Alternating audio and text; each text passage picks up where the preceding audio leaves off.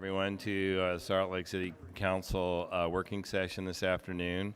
I would just like to take a moment and start this meeting by sending our thoughts and love to the people of Houston in light of Hurricane Harvey.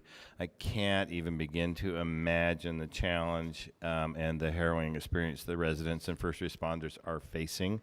Some of our own first responders are there. And they will face for quite some time, according to weather predictions. Our thoughts are with the people of Houston at all levels. So please get involved if you can.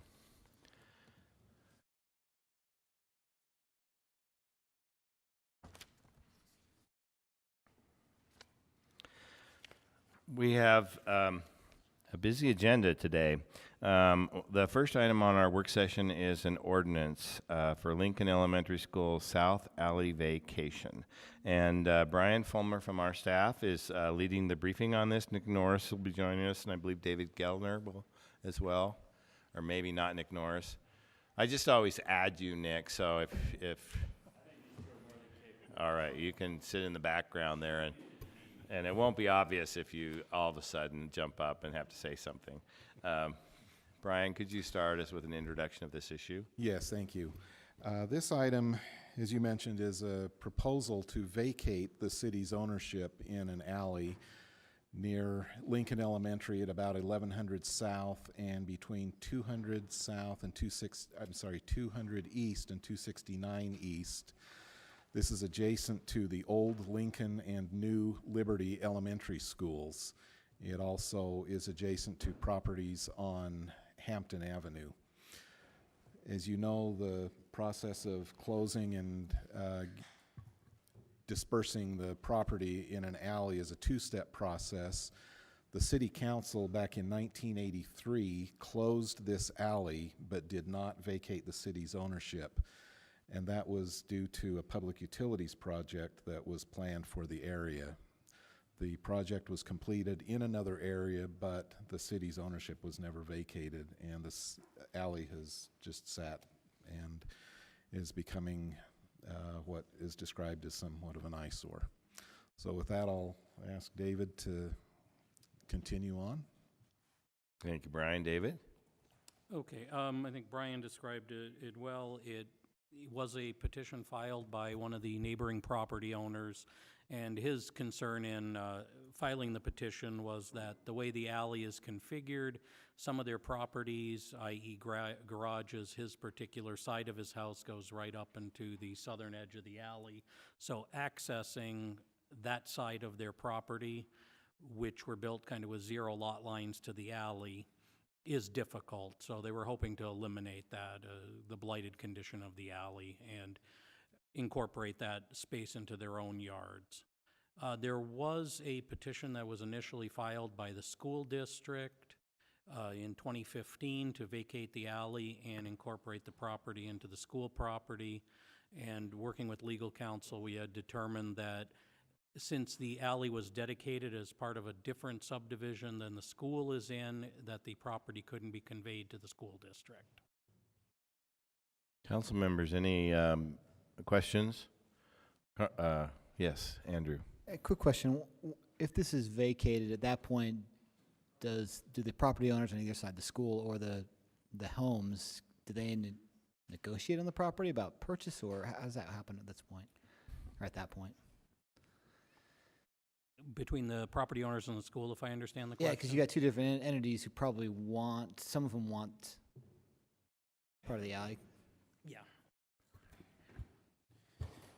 So the property owner in particular who wants access, maybe he's only one, but the school probably wants the whole thing as well. Yeah, so the property owners would get the full rights to that alley, and if the school district chose to approach them about purchasing portions of it, then they'd have to do that on a individual negotiation basis. Okay. So the property owners the residential owners would have rights to that space unless they made a deal with the school, and then they'd have to have a private discussion about that, correct? That's correct. Correct. Okay. Any other questions or comments? Looks like we're good. Okay. Thank This you is all. on the consent agenda this evening. This will be first scheduled for a hearing. Scheduling for a public hearing, yes. Thank you, Brian. The next item on our agenda is an update on the airport tracks discussion. Patrick Leary from the mayor's office is joining us. And we're going, Patrick, I'm assuming you have some comments. Oh, and welcome, Mayor. The mayor's joining us as well. So I'll let you just jump in and start with it, and then I'm sure we'll have some questions. Sure. Thank you. We have been working with UTA following discussions with the state regarding the cost of the initial transit line coming into the airport that was about $64 million, and trying to figure out a path forward that was equally as good but more affordable. And the engineers from the Salt Lake City Airport and the engineers from UTA have been working together to create what they believe is a much better path forward that provides first-class service to transit riders and brings them right into the terminal. Those discussions are still going on. The engineers are still trying to finalize the actual drawings, but we are very close and very hopeful that we will get there. And so far, we have, as a city or as an airport, have not been asked to help fund this. Anything to add, Patrick? She said it all. Okay.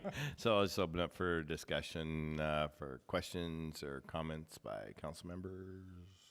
Aaron, did you have something? Sure. Thanks for being with us today, Mayor. You're welcome. And Patrick. So we haven't had a formal ask to contribute financing. Correct. But I imagine there have been some discussions about capability and willingness and the conversation around the reality of funding such a large number. Can you give us any insight into those dialogue? What I can say is that under new leadership at the airport, we have gone back to the drawing board, and I think we have created a true path forward that allows for us to provide premier service like we had hoped, but at less expense. And UTA has a board that they need to take this to once it is finalized with their engineers, and they need an opportunity to present this and try to get some buy-in.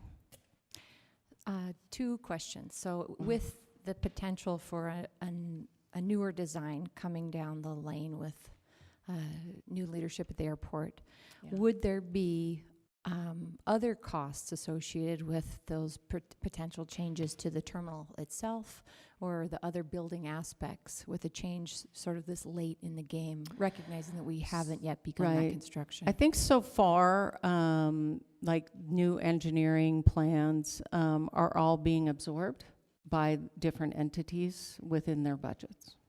I guess I I mean, think, I'm sorry, Mayor, I think the councilwoman was asking, is this proposed change going to impact anything else at the airport that's already under design? exactly. And Thanks. the answer hopefully is no. We don't believe so at this point in time. Yeah, what we're being told by our staff is that the answer is no, that we will still continue to provide the exact same services. So I guess my last question is, what is your opinion about, and what is your priority for the conclusion of the airport redevelopment and the way that you want tracks to associate with that new space? Yeah, I'm what do you super hope? excited about this reimagined line, and that we were able to find a less expensive route to do first-class service for transit riders. And it will compare very well to any service in this country. And And it certainly is better than what we have today as well. I mean, so I'm very excited that our teams have come together in such a way with UTA that we found a path that really meets needs, helps us ramp up usage, and ultimately costs us all less money. And can you give us a glimpse of the timeline that the council might be made aware of these plans?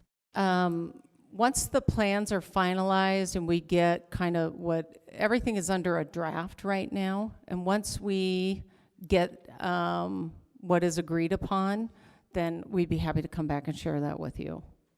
But it's been very clear that they are still finalizing boundaries and what goes where and all of that. And so I understand correctly then that this new plan is actually being developed with UTA in the room? Yes, and their engineers. That's correct. And so the funding dialogue will be congruent with the release of this engineering plan in cooperation with Yes, one and another. I will tell you that so far, I'm very excited about the partnership and how UTA is showing up. That's good to hear. Thanks, Yes. Mayor. Very exciting. Thank you, Aaron. Councilmember Rogers. Yeah, I know that there's been so many different things thrown out there. It's gone back and forth between whether it's going to be elevated or not. You mentioned first-class service. I'm just wondering, what does that mean? Is it an elevated status compared to what the Green Line currently is, or? The service that we will be providing is better than what we have today, and it takes you right to the terminal. So it's going to be what you're looking at currently. The plan is what it was originally, to have an elevated up to the second level. Is that correct? I'm sorry, say that Are again? you still planning on elevating the tracks how it originally was? We are redesigning the line right now.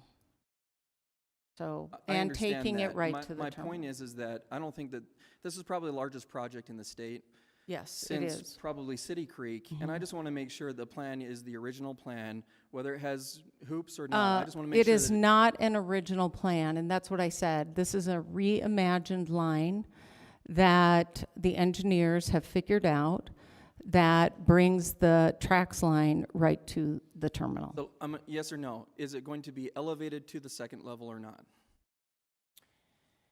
And again, I will say to you that as we are working through this and trying to negotiate a final place to land, we have been asked to keep this confidential, and that's where we're at. Okay. I'm just going to use your words. You used the first class way of getting there. Yeah. If it's not elevated, it won't be first class. The original plan was to be elevated. So for me, we're doing a project. We're coming to the home stretch. We've got to make sure it's done the way that it was originally intended to be, where people get off, they're right there to go in and check in, they're all set, instead of having to go up escalators or make their route a little bit more difficult than it was. This is a project for the future, and we want to make sure that that future is what it originally was intended for. Thank you, James. Derek? So you mentioned, Mayor, that you were asked to keep the plans confidential. Can you tell me who asked you to keep those plans confidential? Yes, I had spoken with Jerry Benson from UTA. He has a board that he needs to take the reimagined line to, and he said that he was not ready for this to go public. The plans that the UTA engineers are currently drawing up? Working with our airline, Okay. our airport engineers, sorry. So the current configuration on the airport redevelopment plan calls for an elevated tracks line. To James' point, I think that that plan has been in the public's hands since 2010. That's 7 True. years, and so that is what the public expects. And so I do take heartache with the idea that engineers and the mayor and UTA are going to finalize a reimagined plan Okay. and then not have a public process for that. It will go public, for sure. And as soon as What it that is process will look ready, like? we'll present it to you as soon as it is ready. So, Mayor, I think one of the questions that's come up is that there's always been a concern about the construction timing issue. So Sure. depending on options, what kind of timeline are we looking at that is sort of a point of no return based on design and the need to move forward with a whatever construction option? We are well within the boundaries of timelines for sure, and it will be September at the latest before plans are finalized and we can bring them back to you. You keep saying plans being finalized. That indicates that plans will be finalized. Well, a finalized plan that their engineers will agree to that provides the service that we're looking for. Okay, so what kind of policy considerations are part of the reimagined design from the engineers? To James' point about Okay. level of service, you keep talking about equal or better level of service. What kinds of policy considerations are going into the redesign of the airport tracks extension? One of the policies we're looking for is to make sure the transit service actually is improved and takes you to the terminal. Those are probably the biggest ones. And the other policy piece is how do we bring this in at a much more affordable rate for this community? The state was very clear that they did not want to contribute to this transit line. What about this body? Because it's our airport, right? And so we've never really had the Right. conversation with you or anybody else about whether or not the city Right. is interested in contributing any additional resources. And I feel like the community deserves that level of Sure. conversation as well. And when we bring the option to you, you'll have now the two options and the cost of both to Okay. look at. And do you have a time exactly when we can expect that? It goes before the UTA board and then we will see it shortly thereafter, I imagine? I'm working with Jerry to be able to bring this back to you before his board meeting, only because his board meeting happens after your meetings are scheduled for September. So we're assuming probably the 1st of October would be the earliest. No, I'm hoping to bring it back here in September. Okay. Okay, thanks. Andrew? Thanks, Mayor. Thanks, Patrick. I know you don't want to go into the details of it, it sounds like, but any way to talk about the trade-offs of changing the configuration from the original elevated to something different? Because there's got to be trade-offs if we're making money, sort of saving money here, but are there trade-offs elsewhere in the design, the experience, the Well, set of the only terminal? thing I can say is the response from UTA was gratitude and excitement. That's what I can say. Okay. And you said that UTA wants to make sure the board is appraised of it before it goes public. Is that accurate? Say that again? Is UTA wants their board to be apprised of the option before it goes public? Is that Yeah, accurate? I'm trying to talk with Jerry a little about this, because I'm hearing your concerns. It's not like I'm not. But we do not have a final draft still. We truly do not. And I'm hoping that once we get that, I can talk to Jerry about at least releasing it to you Okay. in confidential documents. That was my question about, will we be apprised of it privately or at least as a group before it goes Yeah, public? that's my hope, and that's what I'm looking for. Before it goes public? you're Yes. talking about? Okay.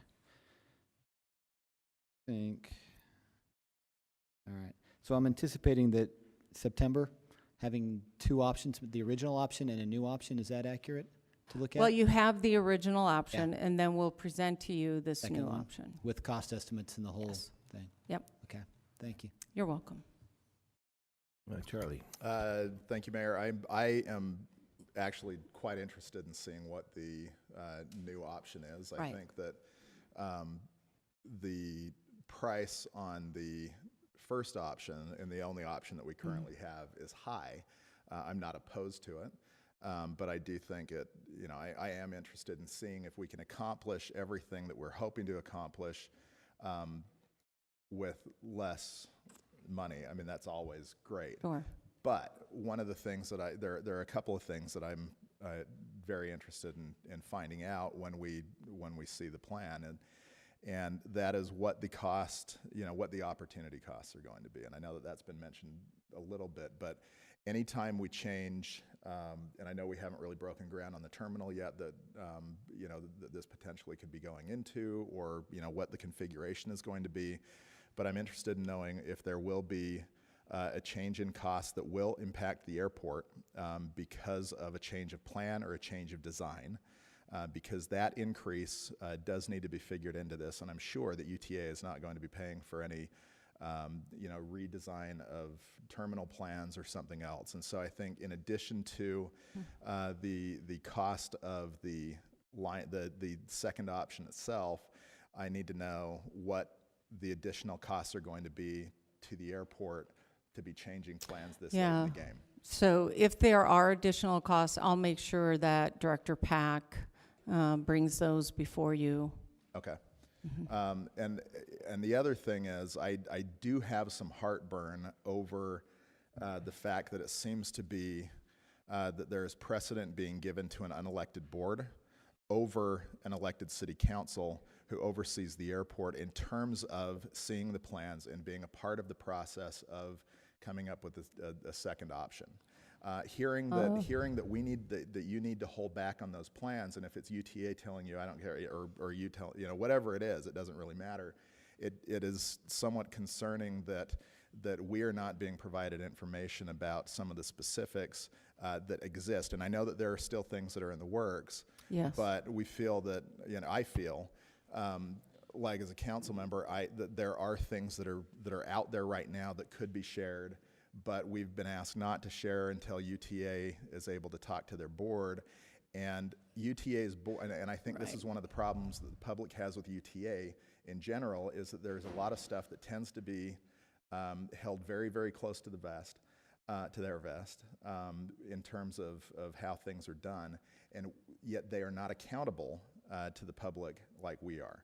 And I think as the policy making and the financial making, the financial authority making body of Salt Lake City, who has jurisdiction over the airport, I would strongly encourage you, Mayor, to in your discussions with Jerry, to at least encourage him to let us know that it's better to bring us along as soon as possible.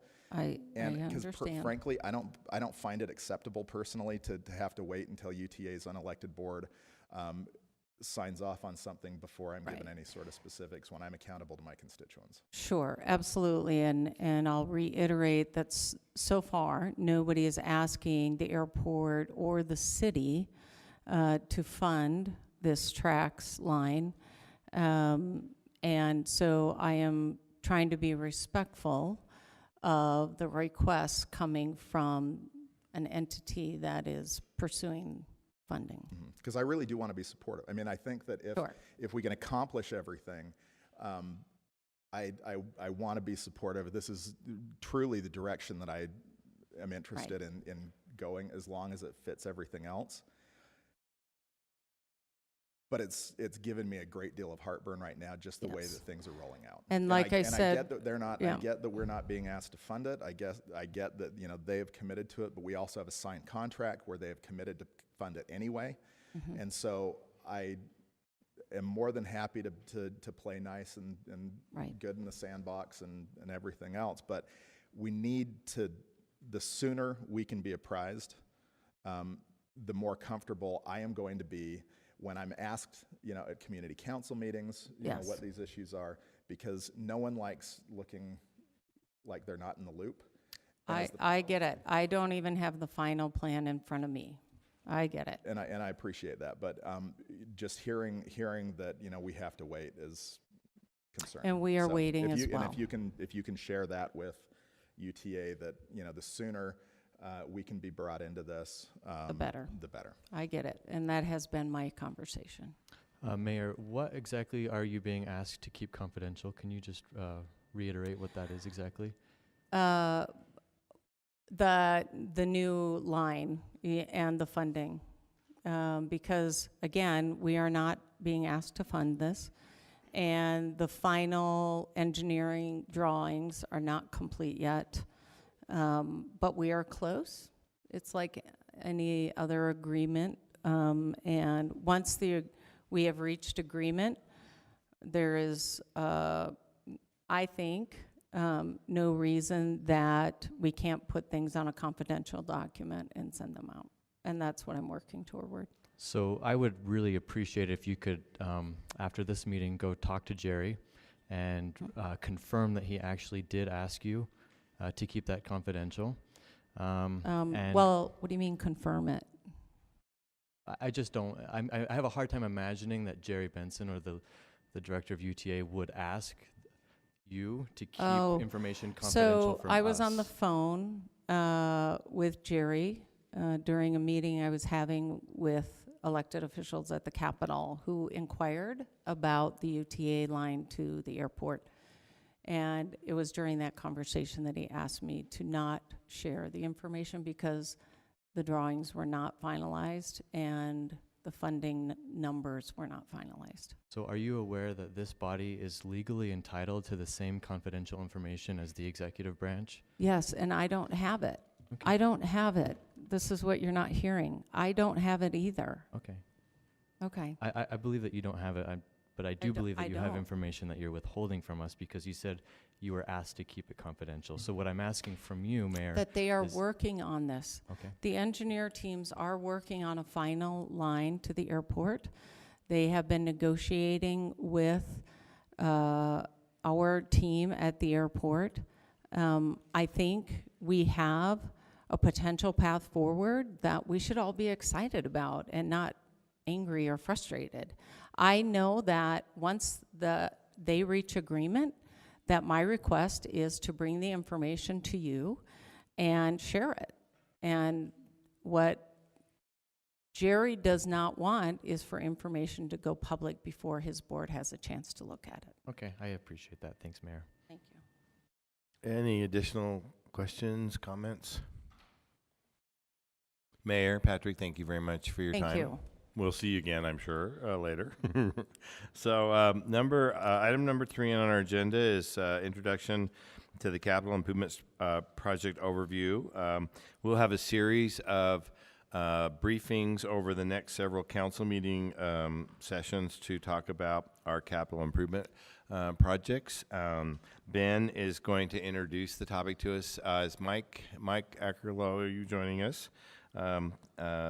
And Mike is the staff person following a CIP. So my understanding, Ben, is today we're just doing sort of our first introduction to the issues.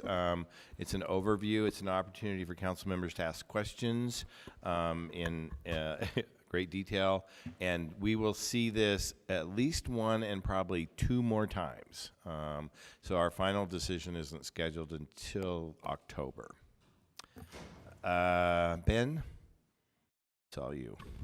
So as the chair mentioned, today is focused on policy and debt service. And then just to lay out the project timeline, the next meeting will focus on the individual projects, and the third meeting will be balancing the CIP fund amongst those projects. And so, council members, I'm sorry, Ben, you have the most current information in your folders. It's a large document with a blue heading, and that's what we'll be working from. And in fact, you might want to take notes on this for future meetings. If any modifications happen in the process, we will update you. And one of the things I think is really critical in this process is that we're always certain that we're all working from the same document, especially if we make any changes in the process. So, thanks, Ben. The first item I wanted to highlight is the debt service in CIP. The council approves debt service as part of the annual budget. And this year, the debt service is equal to about 75% of the general fund transfer to CIP. So out of the $17 million transfer from the general fund to CIP, almost $13 million of that is just for debt service. And on page 17 of the staff report is a graph showing the projected debt service on CIP over the next 6 years. And you'll notice in fiscal year 2022, there is a large drop in the debt service from the current level of about 75% down to 45%. And this is because some bonds will be maturing and will be paid off. And just doing a back of the envelope calculation, that's equal to about $5 million that will no longer be needed for debt service. That'll then be freed up and can be spent on any CIP projects. And just wanted to check, are there any debt service questions before I move on? Okay. The next item is a potential update to the capital and debt management guiding policies resolution. Staff came across this resolution, which was adopted by the council back in 1999, and for various reasons seems to have fallen by the wayside, and so we wanted to raise it back up for your consideration. The 1999 resolution is attachment 7, and in the staff report on pages 1 and 2 are several potential additions to update the resolution if the council is interested. These are drawn from 4 different sources: the council's past budget discussions, policies listed in the annual budget book, the council office policy manual, as well as suggestions that staff heard at the American Planning Association National Conference earlier this year. There were a couple sessions that focused on capital improvement programs, and so we incorporated those best practices into these suggestions for you to look at. So Ben, as you're presenting this modification proposal, this is an optional modification. So council members, we may or may not decide to pursue this, but imagining we decide we want to go forward with modifications, how does that timeline line up with our CIP process? So the CIP process gets started in a couple months for next fiscal year's CIP. So if this information, if this is what the council wanted next year's CIP to look like, you would get this into the administration's hands just as they're starting that process. And I haven't had a chance to hear the administration weigh in on all of these suggestions. Some of them may require additional work and research to incorporate, but it would say this is what the council thinks a ideal CIP would look like. And so we're not talking about modifications to the resolution for this current fiscal year CIP. We're talking about going forward. Correct. And so it's an opportunity, council members, if you haven't had a chance to look at that, I think there's some really interesting recommendations in there. And I'm hopeful we can get a response from the administration. Ben and Mike, what my hope is that we can do it in a timeline similar to the adoption of the current CIP. Does that make sense? Even though they're not related, if we could have those discussions as part of our CIP briefing as we move forward through the fall, adopting this, I think it would be really helpful to merge those two things together. So could you, so Mike, I think one of the things that is going to be important is as you look at that, does that timeline seem reasonable with some of the questions or recommendations that are in that report? So We can do that. Mr. Chair? yes, Aaron. I don't mean to jump ahead yet to talk about these in detail, but if we go just beyond the policy question and the A through J, no, L points there to page 3, where we get into impact fee balances and spending deadlines, eligibility for CIP projects, Class C revenue update, comprehensive review of CIP, and then the infrastructure legislative intent that we just barely passed, so less so on that one. But none of those were actually done and available for us today. So we didn't, basically at some point in each of those, it says this information was not available from the administration at the time of publishing this report. And that's, I understand that on some of those, we may not hear about the opinion from the administration or the feedback until our next budget proposal, but for the majority of those, I expected that information to be here for our CIP discussion this year. So when we talk about reconsidering or considering additions and changes to our existing policy above and beyond those ones that we've already requested, that feels like more undone potential. So can you tell me why we don't have all of the information? I understand on the recent legislative intent, but when we talk about making A through L, that's a lot of changes in policy request and format of CIP. Why don't we have what we've already asked for, though? I think you'll have all of this information at least by the next meeting, if not before. So I don't think it'll be part of the next year's CIP. We want to have it for this year. We understand the impact fee balances and those kinds of things are necessary for you to make funding decisions. Let me address just a few items separately, if I can. The impact fee balances, we've been relying, we rely on finance for those, and they've been providing those numbers for us. During a impact fee audit, finance found some discrepancies. So they are working through those right now, and I think actually the numbers that Ben has in here are pretty close. There's a couple items left remaining to just make sure we're good. So in terms of balances and things like that, you will have those for funding this year. In terms of a comprehensive review of all CIP projects, that is going on right now. It's not as formal as what's being discussed in here.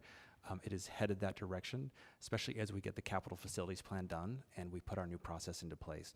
So I think most, if not all of these things are being done, and we can address those through this year's CIP discussion, including numbers and balances or anything like that. You need to have those, obviously, to make decisions. But some of these other more policy or process discussions, we're also working on those, and I think we can have that information for you this year as well.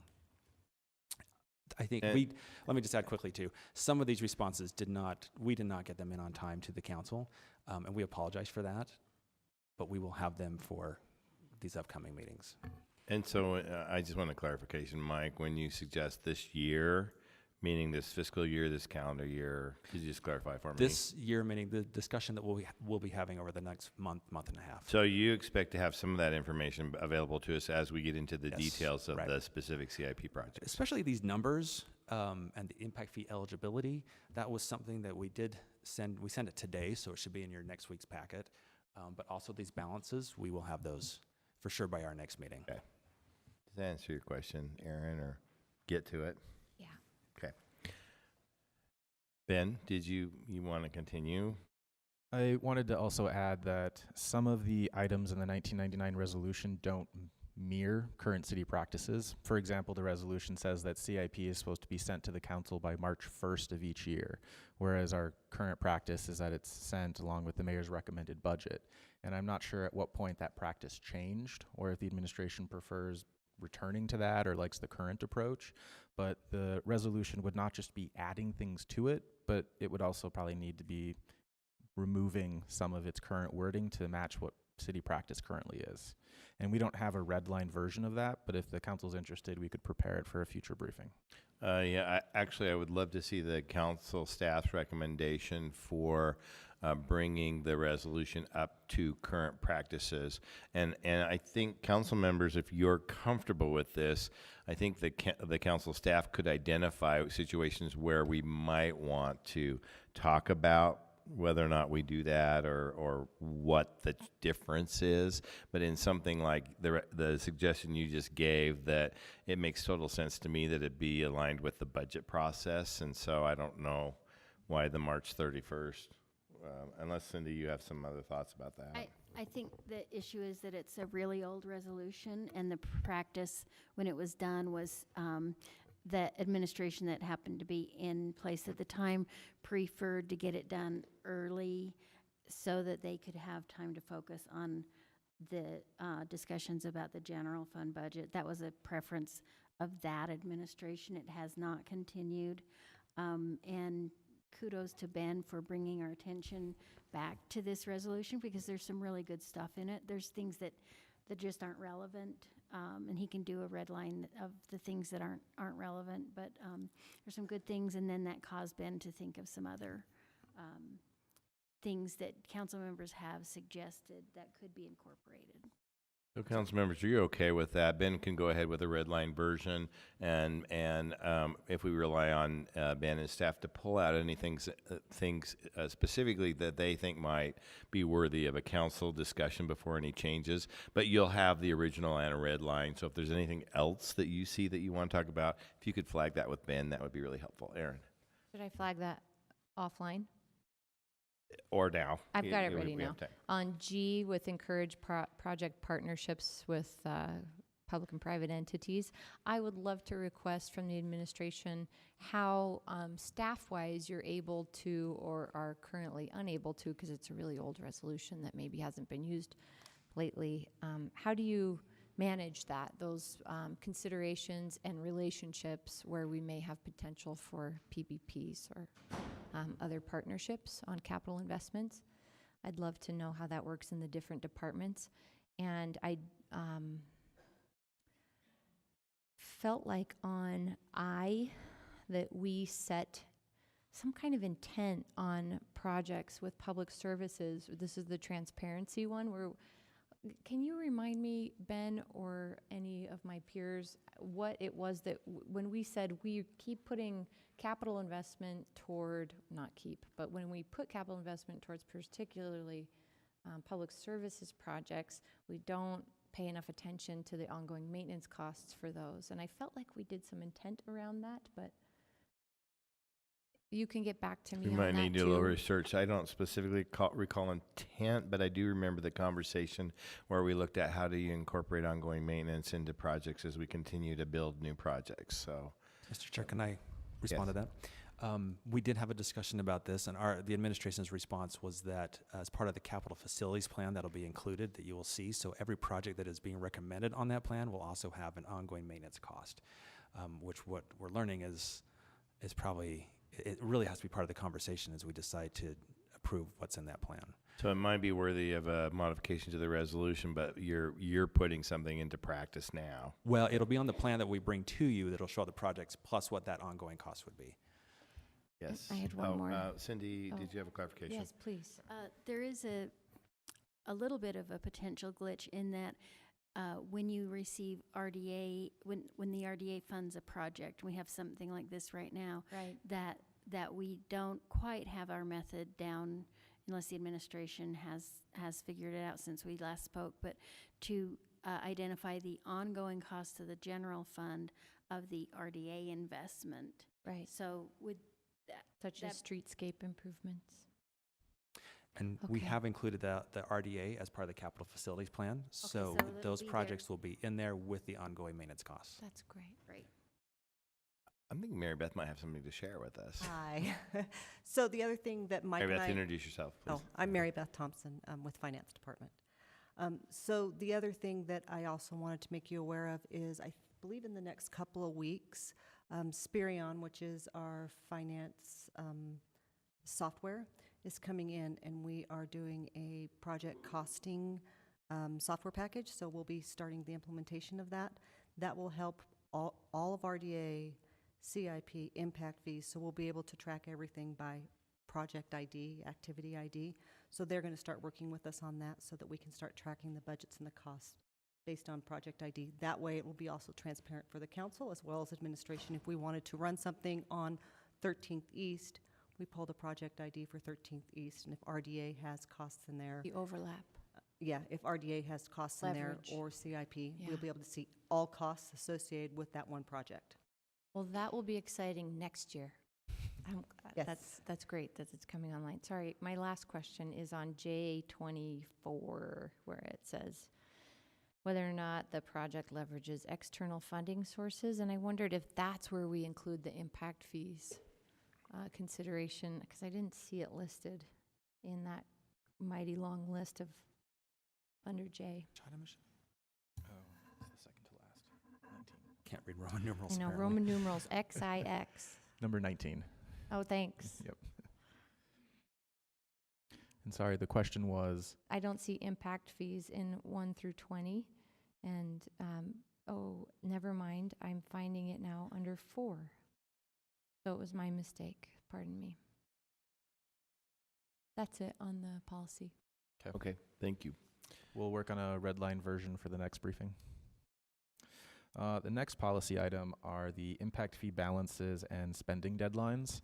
And the administration provided the chart on page 3, which are the balances at the end of the last fiscal year. And this comes with two important caveats. The first is that these numbers have not been audited, so they can change slightly. And the second is it doesn't include any items that were in the fiscal year 18 annual budget. And I can't recall off the top of my head if there were impact fee items in the budget, but there certainly might be. And so if there are, those have not been subtracted from the numbers in this chart. And the other thing I wanted to point out is in the spreadsheet, staff has set up remaining balance tracking. I'm going to pull it up right here. What it does is it takes these current balances, it then subtracts what the administration is recommending to spend and tells you what the remaining balances are, and that's right here. And this will be included in the staff report next time. This is on the final page of your... Unfortunately, spreadsheet? it's not in the ones in front of you. Those were printed before we had these impact fee numbers. So we can update those. So we just got Those- them today, We got them on Friday. Friday. Okay. Yep. So, Staff needs to hurry and reprint these. so The last page. Ben, this is something that's come up in previous years, and you've got this last updated date here on this In the corner. in the corner. That's going to be really important going forward for all of us to be able to look at to make sure we're all looking at the same one. So, council members, at this point, if you take notes on this, you're going to almost immediately get an updated form. Or we can just switch out the last page if that's easier. That would be really easier, actually. That would be totally easier. Okay. So I want to ask our front office to go out and make those copies now so that we can. Just the So- last page. The last page, yeah. Thank you. The next policy item, the impact fee eligibility for all CIP projects. And as Mike mentioned, this was sent to us earlier today, and you all were sent an email at 1:28 that has that PDF. And we'll summarize that in the staff report, and I'll also update the information to show which projects are eligible for impact fees but are not being recommended for funding by the administration, so you can see what the funding opportunities are. Thanks. Ben, another question from a logistics perspective as we go forward, are you going to reissue an updated staff report every time we have a CIP briefing? I think that's important that we do an updated. So if you could do the same sort of informational timeline in that, knowing so we know that we're all working from the same staffing report as well, that would be Can really do. helpful. I also want to point out that the administration confirmed that the CIP projects are reviewed for impact fee eligibility before they go to the Citizen Review Board. So right before recommendations are made from the board, they can see which projects are impact fee eligible. So that information is now carried through the entire process until it comes to the council. So, Mike, I have a question on that. Well, it looks like Andrew might too. So do you want to? You asked the question, see what's. So, Mike, as I think one of the challenges for all of us, it's really a challenge to get your brain around impact fees and where they work and where they don't. Can you talk a little bit about any orientation you do for the committee in that process? And I appreciate that you're informing them of projects that are impact fee eligible, but do you feel comfortable they understand what that means as they're going through that evaluation process? I think they do. We do spend significant time talking to them about leveraging different funding options. I think one of the things that, looking at what we submitted to you today, is a good eye-opener for me too, to show them all eligibility. And I don't think we've done that as well as we could have. So moving forward, showing them every project that is eligible. So if they decide not to fund one, they can choose another. Because usually what we put in there is just the recommendation from the departments or the divisions saying we want to do a park and it's this much eligible, so we'll put these fees in. So I think showing them a more comprehensive picture will be helpful. But I do think we've got a great citizens board, and they are well informed and they do their homework and do a good job with recommendations. Thank you. Andrew? Okay. Oh, may I then? Yes, Aaron. I think a sign of their awareness of the opportunity of those funds and the full capacity of opportunity will be that we are using our impact fees fully, right? That with what they have the opportunity to make recommendations on, that we are taking advantage of those to the utmost, at least through their recommendations. And so I guess I'd like all of your feedback on or your evaluation of their recommendations based on that, whether or not they're really accessing the capacity, the full capacity that could be. And there may be reasons why not to, of course, in comparison to other projects, but I would appreciate your reflection on their recommendations in that regard, because I don't think that comes through with the charts. And I think that sparks something in my mind too, and in better training the board, as Council Member Penfold mentioned, better training the board on what they can and can't be used for. I mean, we do have that discussion, but it's not perhaps always as deep or as comprehensive as it should be. So agreed. I think if they have a better understanding that, you'll see that through their recommendations more. The next item is an update on the Class C. This is gas tax revenues. Council members may have heard that the annual budget included a conservative estimate of $3.5 million. There is a new distribution formula under which the city might receive additional funding. This could be up to $1 million, but we do not have confirmation of what that additional amount is or when the final settlement will be confirmed. Any idea of a projected final settlement? I don't know anything. So, moving forward then, would we want to consider making recommendations if additional money comes in, maybe through prioritizing some projects? You could either do that, or we could bring back, once the cash is received, we can bring it back to you at that point in time in a recommended budget amendment, and then you can create projects based on that additional amount. I think the challenge is that not knowing that might set us up for funding some projects initially that we might, or not funding some projects initially that we might reconsider if we had additional funds. So, Mr. Chair? yes. Are Class C funds able to hold on year to year? Is that accurate? If they come in this year, we can hold on them for future years' they use? run. They drop to the balance, the And bottom line. we're fairly certain the new formula will not, we won't have in excess of 1 million additional dollars than we have now. We're pretty confident of that? It could have in excess of $1 million. Could be in excess of that. Really, it's open-ended then. It's not 20, but it's... It won't be $20 million, no.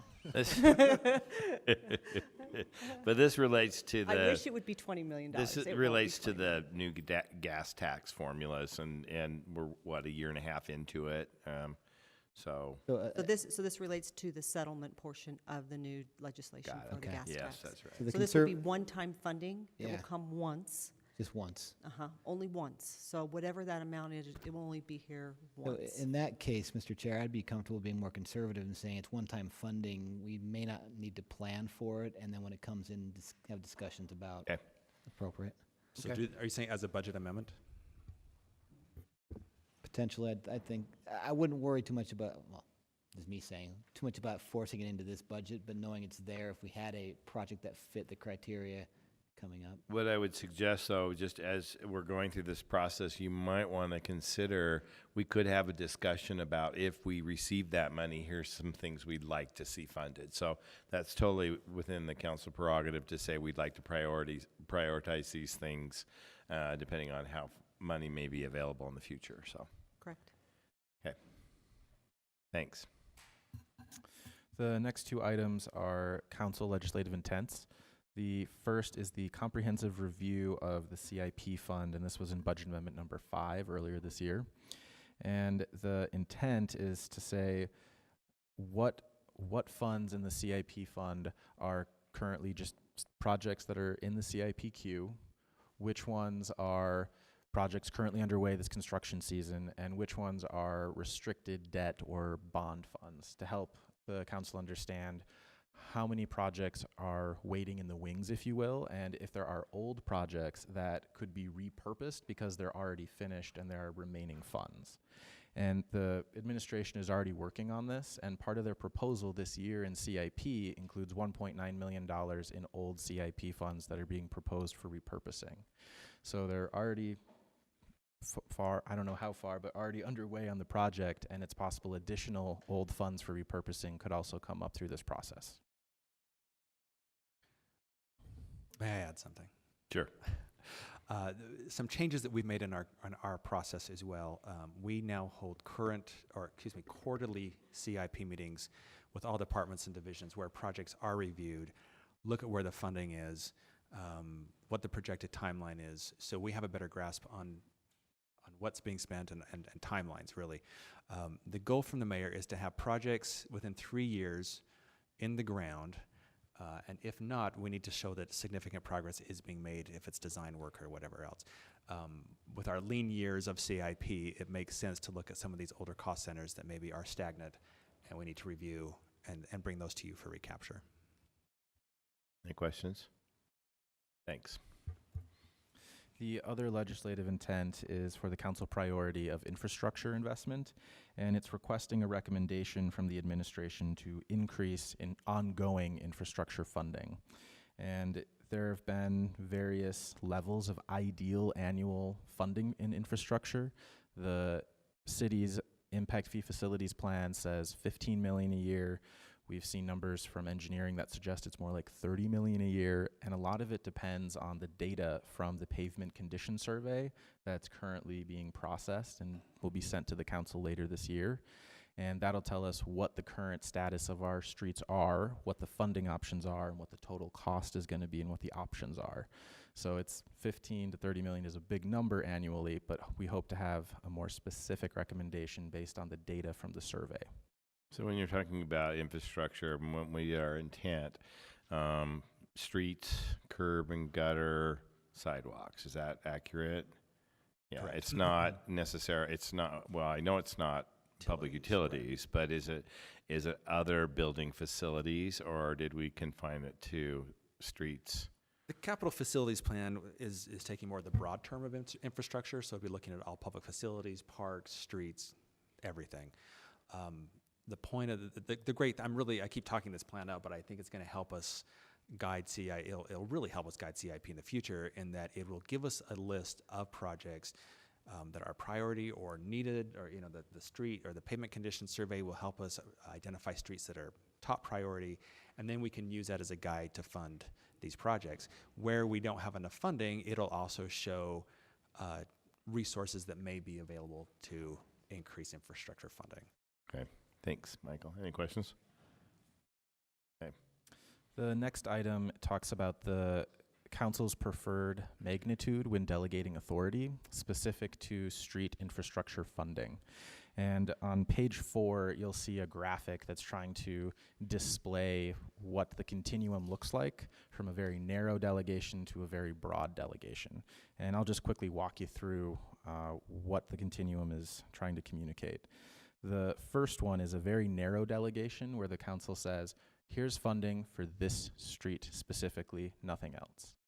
The second, moving further toward more delegation, is a moderate delegation where a narrow category of streets is allowed for the funding. And an example of this would be the council delegating funding for local streets or for arterial streets.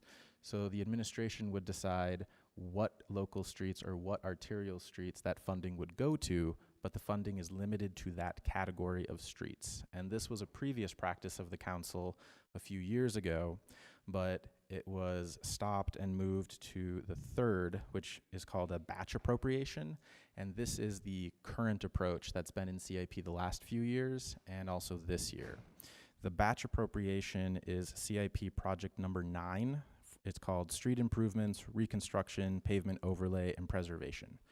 And under this broad delegation, the batch appropriation is given to the administration for any type of street expense, whether that's a reconstruction or a surface treatment.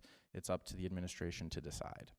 And they use a roadway selection committee, which has representatives from multiple departments who convene. They look at all of the street funding needs in the city, where have there been accidents, where have we received complaints or requests, what's the current condition of that street, and after weighing all of those, they then make a recommendation on how to spend that money. And then the fourth, which to my knowledge the council has not done before, is a super batch delegation where they say, here's CIP funding, take all of it, you figure everything out. And the council's never done that to my knowledge.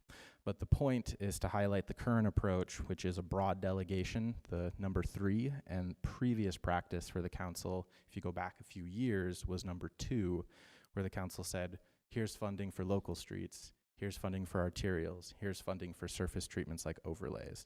And so I wanted to highlight the difference between the two approaches. The 10-year CIP transportation plan, which is attached, shows that the administration is looking at returning to the old approach where it's a more narrow delegation, local streets, arterial, et cetera, next fiscal year.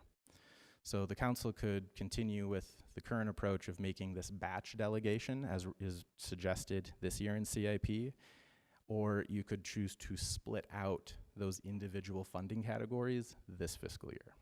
So Ben, I think one of the things that would be really helpful is in sort of sorting through those 4 options are some pros and cons for each, and beyond just historic practice. And do you have a comfort level with sort of attacking that?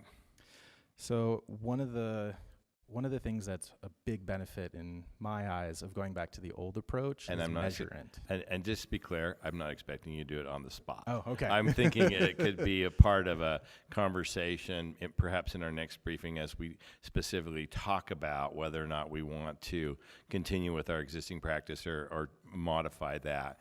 Could we do some pros and cons of maybe those options? I think that would be really helpful. Mr. Chair? Yes. Along that question again, are you saying that it looks like the administration is looking at recommending that approach going forward? Is that what you said? The 10-year transportation CIP plan shows that the approach would change next fiscal year and go back to the previous way of doing it for individual categories of streets. And so if that is what the administration said their plan is, I'm assuming that's what they'd prefer. But I think, Ben, you want to be careful about making an assumption, because that's a decision made at the executive level with each budget as it's transmitted. So while the plan might say that, we couldn't assume what it is the administration would choose to do.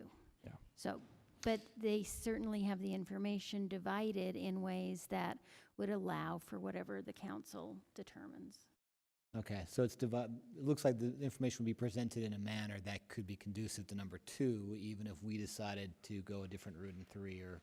Yep, you can do 1. all of the options that Ben has listed can be done with the information as it exists now. All the information is available.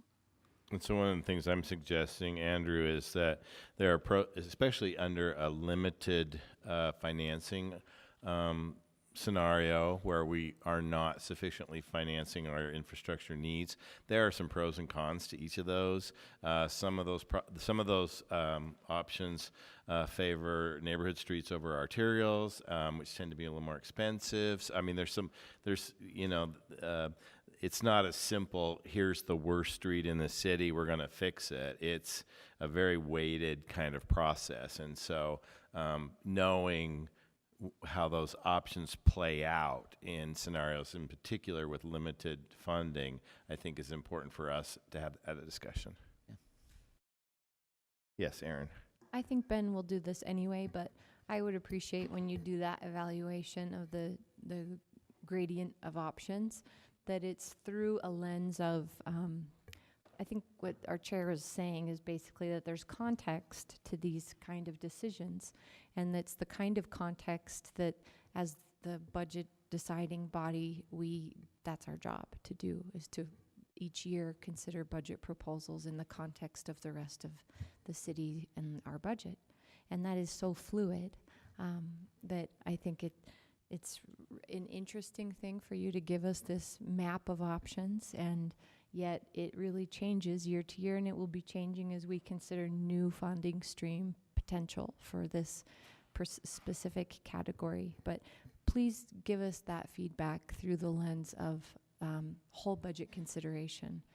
And I don't want to pick it out the way that we might complain about something being brought to us in a interim budget, in a BAM, budget amendment, where we would say, we really want to look at this in the context of the whole budget, so don't bring it to us in an amendment. And that's the way I want to look at these options. Thanks. Noted. In the example I'm thinking of in particular, a few years ago when we were looking at some serious challenges with 13 South and 17 South, and because we had limited funding and we were under this model of allocating money to some sort of streets priority process, there wasn't sufficient funds to do either of those streets, but there wasn't a mechanism for us to address a significantly deteriorating arterial. And so we ended up basically having to move forward based on constituent concerns and any experience of any person driving either one of those streets. So making sure that we are aware of how one option might favor a certain kind of street over another, or what challenges we might face, in particular with large reconstruction projects that just might get delayed because we don't have a mechanism to identify those. So, any other questions there? Thanks. The last policy item is CIP projects located within RDA project areas. The RDA board, council, you all have expressed interest in highlighting opportunities for funding and increasing that transparency. And one of the items that's listed in updating the 1999 resolution is identifying if a CIP project is in an RDA project area, because currently it doesn't do that. And the policy question we have is if the council wants to discuss how to improve that coordination, if it would be relatively easy to add in whether a project is in an RDA area or not, and if that's something that we could quickly do this CIP funding cycle, or if you want to wait for the next.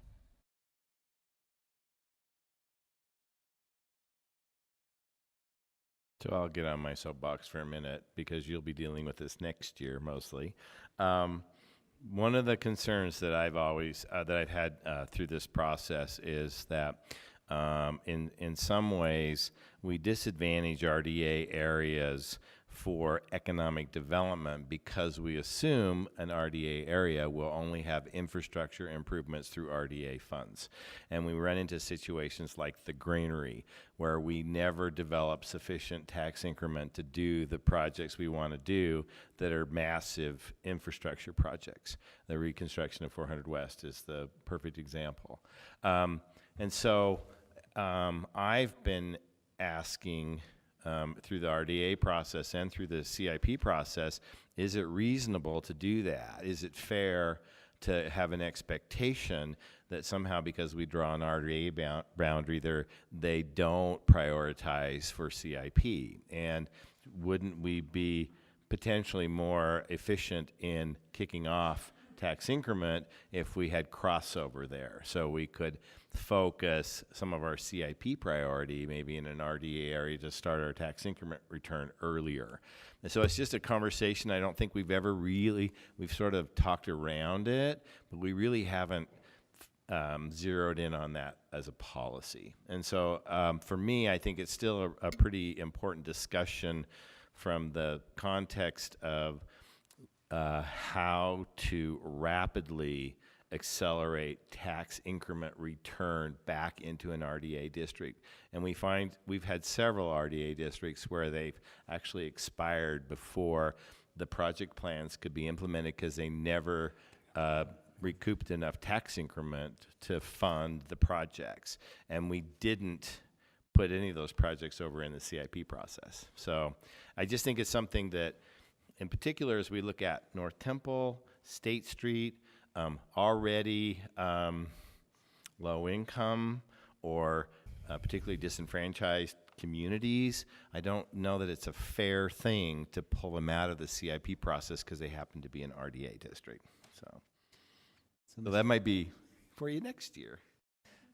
So, Mr. Chair, are you advocating to be CIP, to be RDA blind in our CIP, or just that discussion while we have all the information in front of us to not buy it? I think there are a couple of options we were sort of playing around with. One of those was actually not being specifically RDA blind, but actually prioritizing CIP in the first 3 years of an RDA creation. Well, that was one of the options we kind of threw out.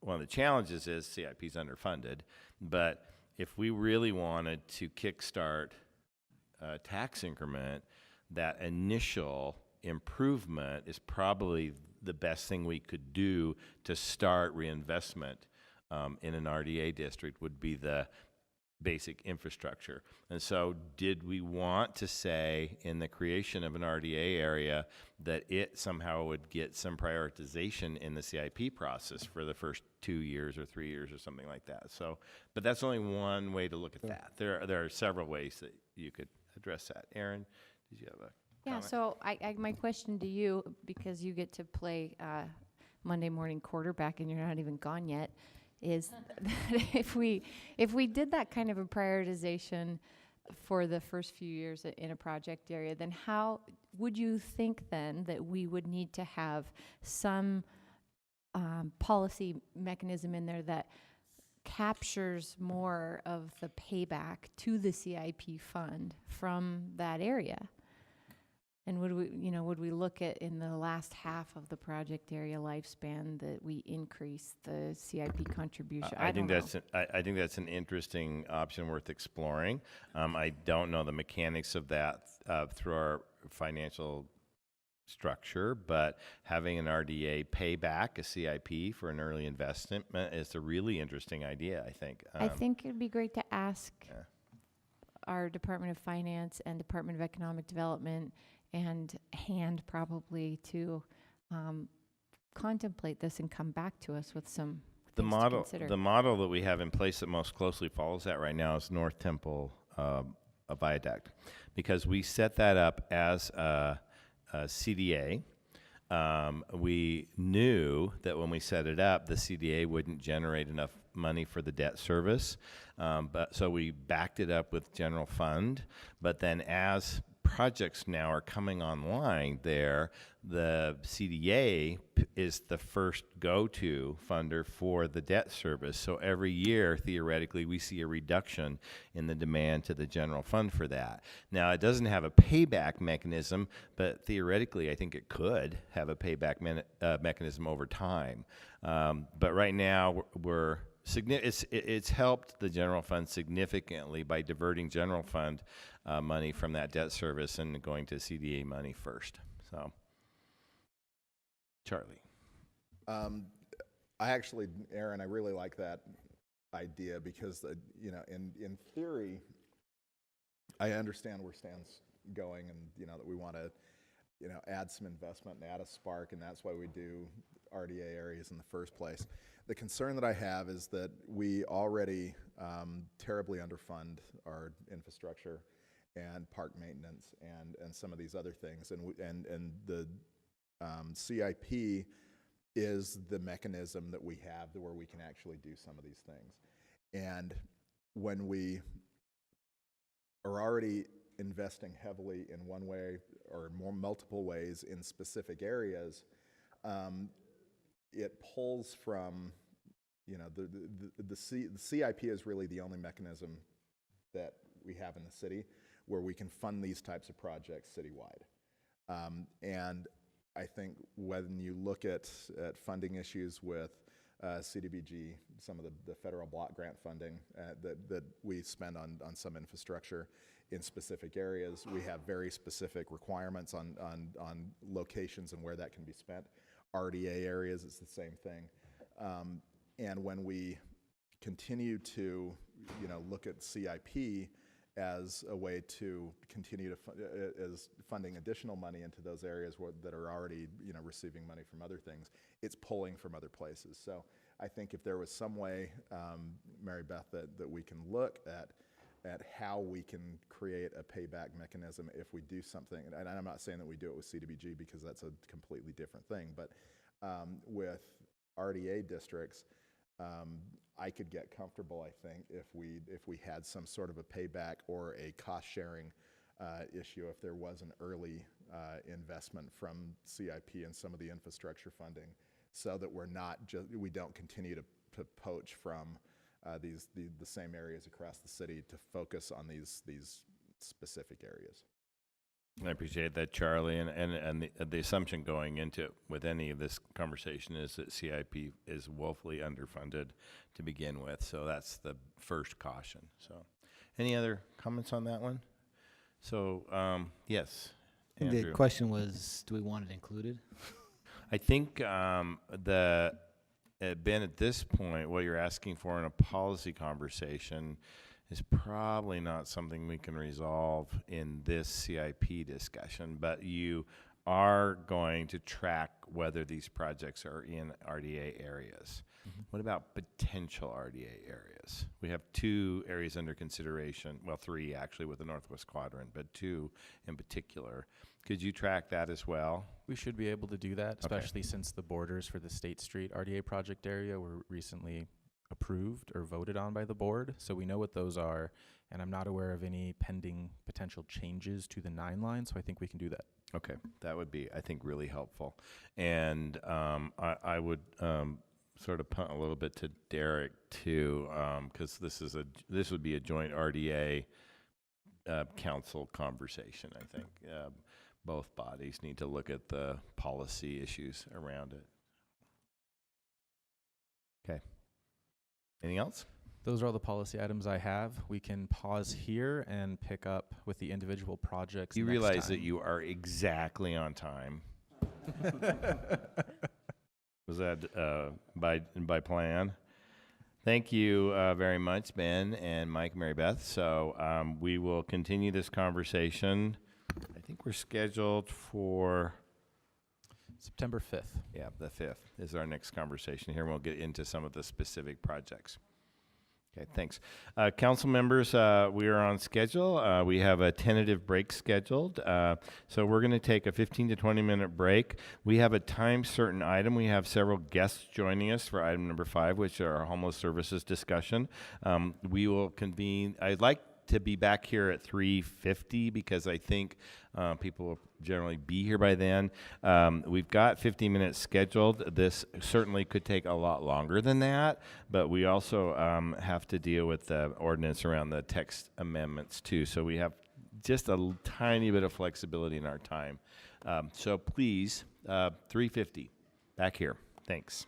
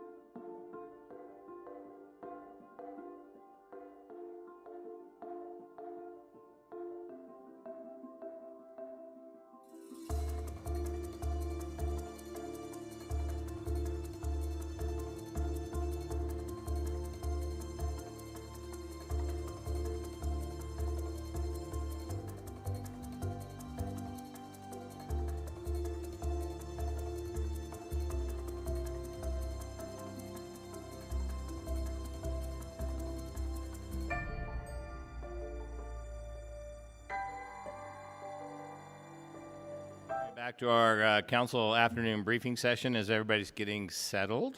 And in fact, we still need one council member, I think. Very shortly, we're going to be starting on agenda item number 5.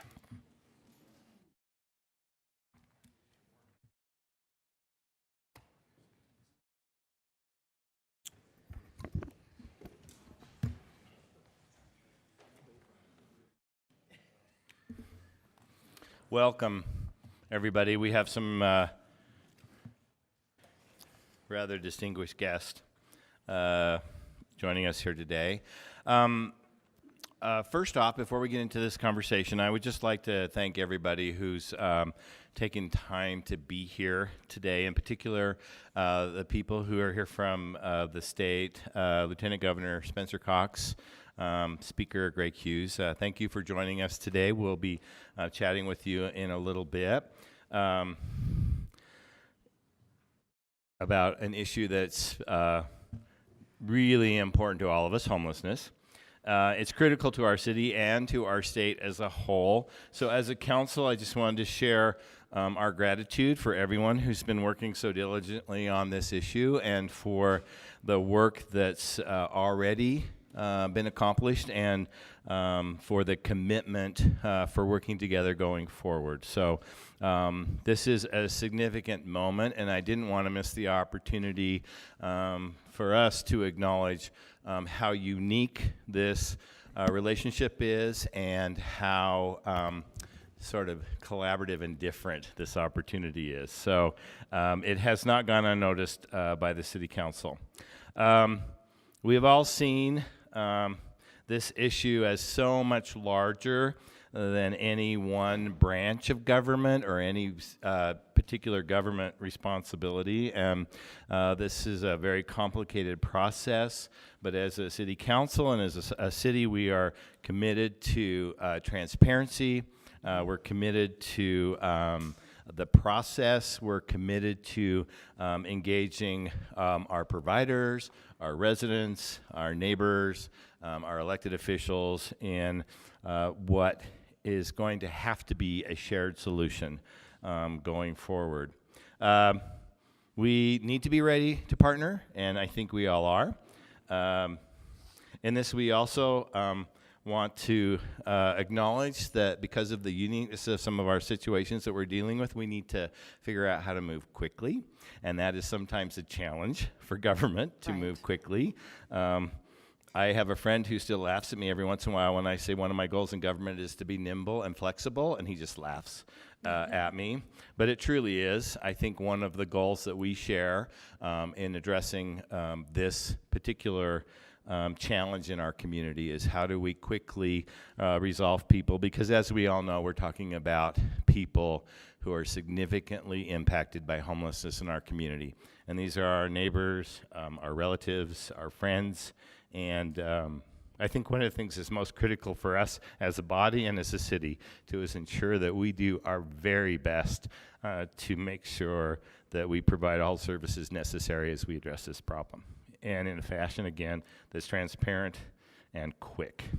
So thank you for the discussion. We have several sort of layers of conversation today. Welcome, Mayor. Welcome, David Litvak and Margaret and Mary Beth. This is our city contingent. You are introducing this topic and providing us some update. Council members, we will have time for questions, and I hope you have come prepared with questions. I'm pretty sure you have. Mayor, would you like to introduce your portion? Sure. So today with us, we have the City Attorney Margaret Plain, Deputy Chief of Staff David Litvak, and then Mary Beth Thompson, who is our Financial Budget Manager. Correct? So we prepared for you 2 major topics for today, but we have several members of our operations in the audience who can answer any additional questions you may have on the work that's being done with Operation Rio Grande. We'll start with our budget.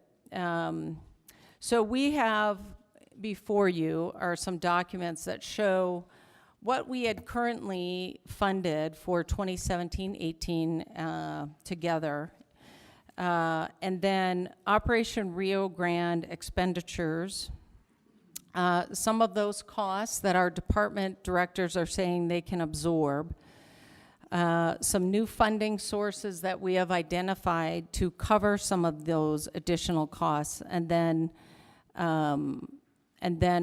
another request that the state made yesterday of $2.6 million that we have not identified funding for yet. So we are turning to you for some advice and some counsel on the budget, since this is something that we will all have to agree on. So based on projected costs, our city budget team anticipates Operation Rio Grande to cost the city $5.8 million in the first year and $4.1 million in year 2, for a total of $9.9 million.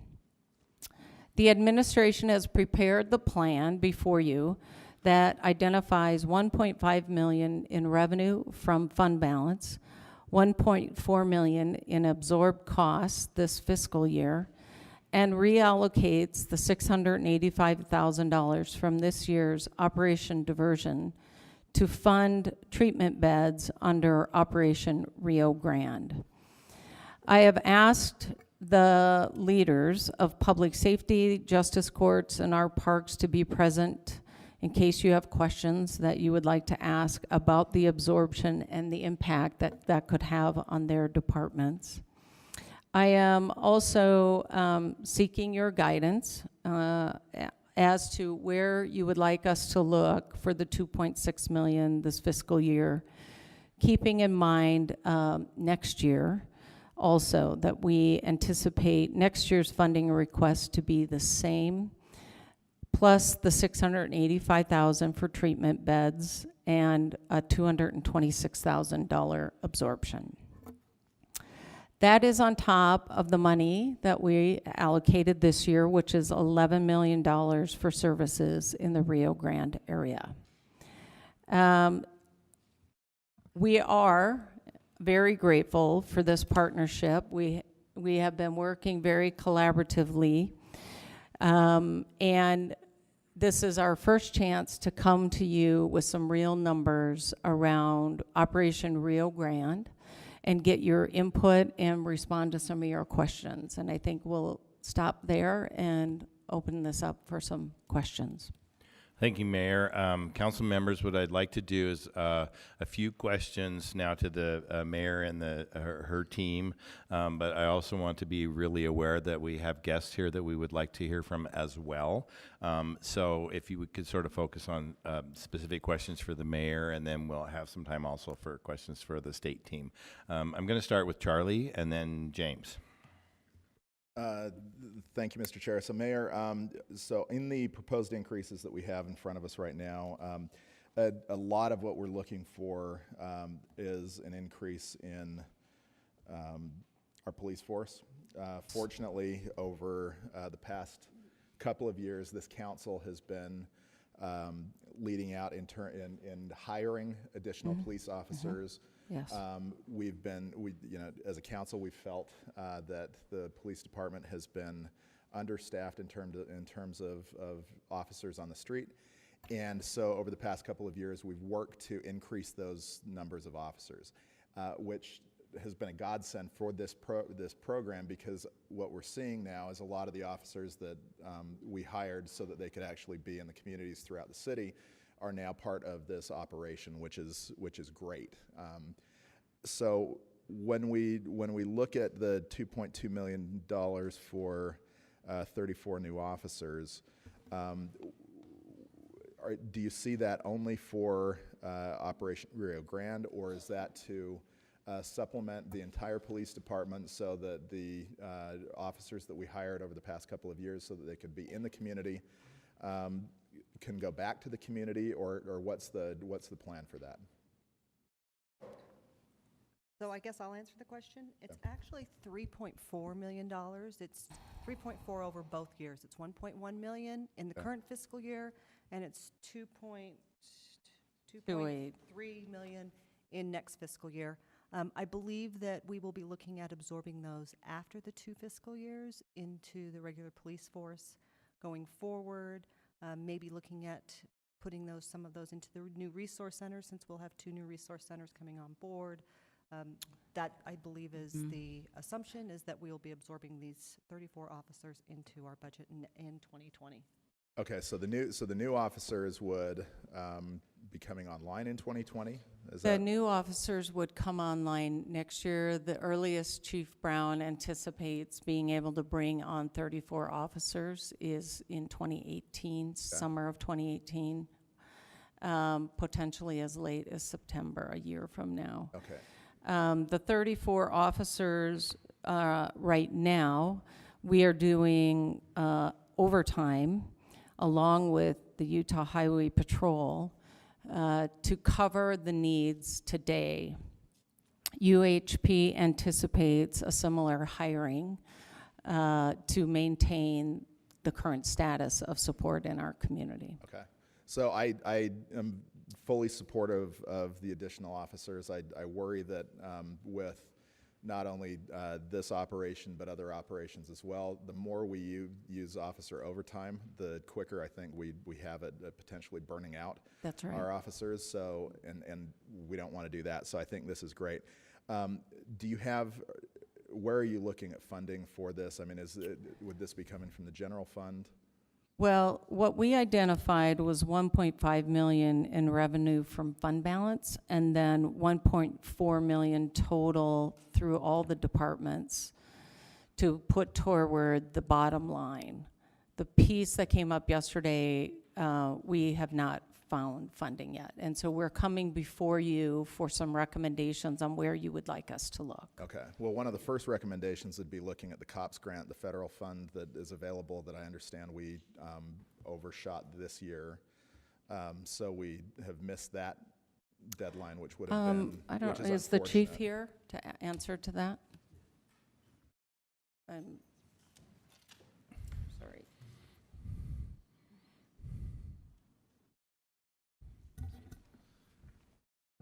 Good afternoon. Hi, Chief Brown.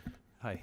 The next time we could apply for federal grants would be March of 2018, and we anticipate doing that. Okay. And, So- Chief, as a follow-up to that, what is a typical processing period for those grant applications? The application deadline and the actual award timeline, do you have a sense of what that is? I think it's about 3 months. Okay. I think they come out in about June. So it's relatively quickly. But Nevertheless, nevertheless, but it's a grant application, so we don't know. right. Okay. But we're still pressing forward. And you know, I've never been the chief that shied away from saying we probably need more cops. And so we do need more cops. And Okay. it would be really nice to have them, and we're pressing forward. We talked to Post to see if we can't get some classes exclusively for us, because that's going to take a lot of seats and a lot of training to do that. So we're looking forward right now to how we accomplish Okay. that. But we did miss the deadline for this year. Is that correct? I think it was in March of this year. Okay. Councilmember Mendenhall has a Were follow-up we, question. Yeah, we weren't- you're, we weren't eligible though, is that what you were Whether saying? we were eligible or not, it Oh. wasn't something we were looking at the time, Okay. based on current budget. Councilmember Mendenhall, do you have a follow-up? Based on that question, in the new cops, are we looking at increasing our ability to maintain our seasoned officers? I know that the rate of loss of 20-year officers is pushing 80%, that we lose them when they hit the 20-year mark. Are there ways that we could improve the financing of those positions such that we bring that number down instead of having to hire 34 new officers?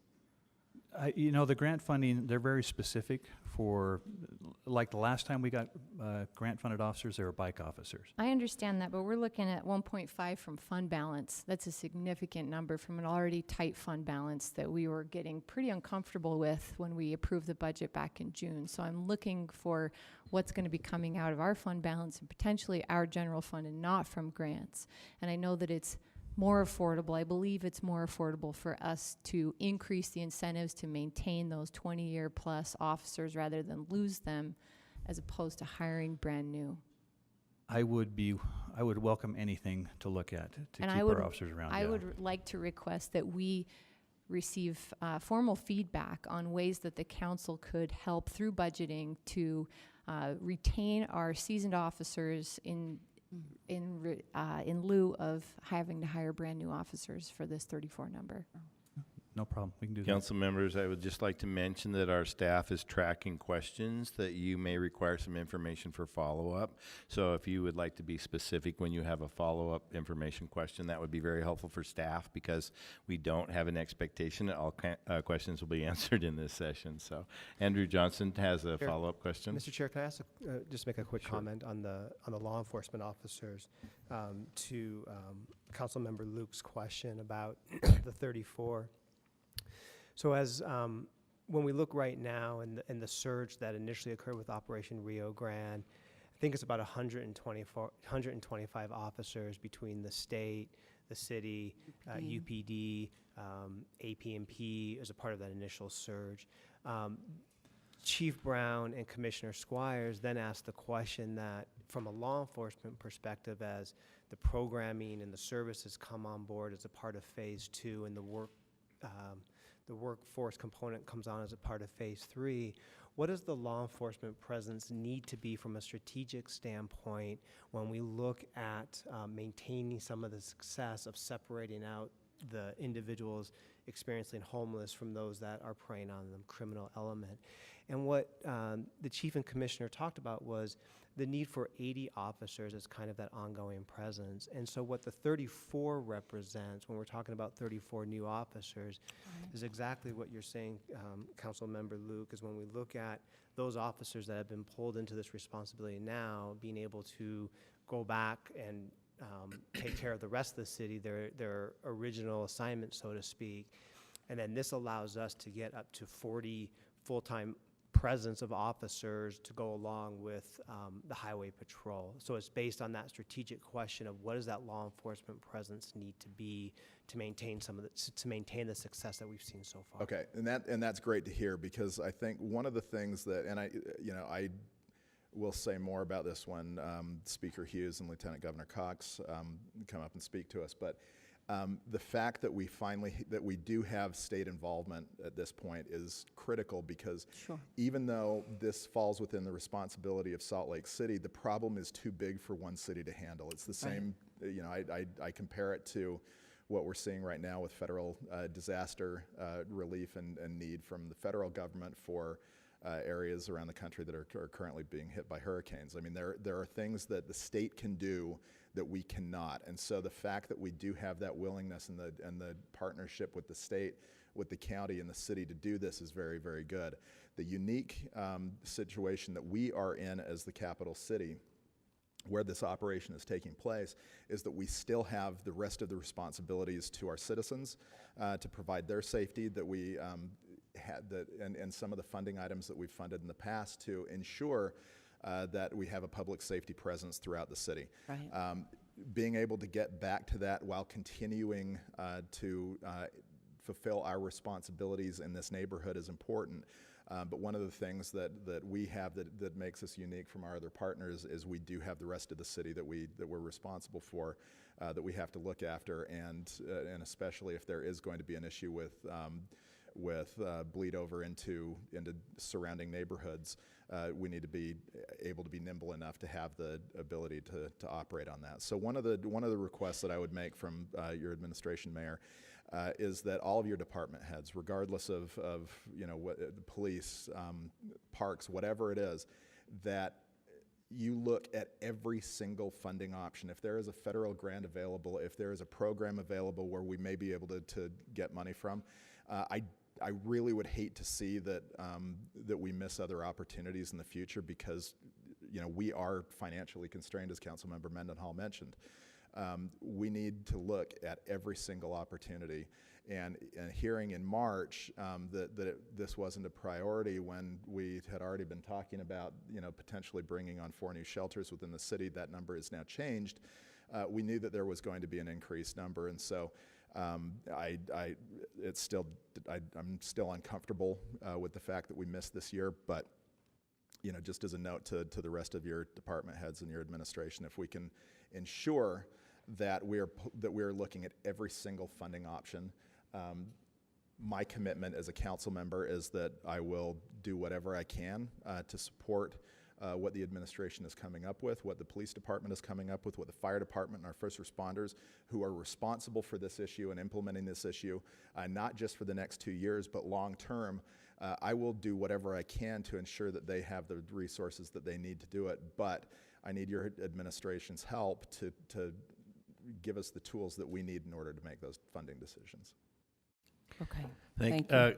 Councilmember Rogers, I haven't forgotten about you, but I believe Councilmember Johnston had a follow-up to the chief on some of the police questions. Maybe Chief and Director of Finance. A couple years ago, we got another grant for 15 officers, somewhere in there, that we were responsible to take an increased pay in the next 5 years, I believe.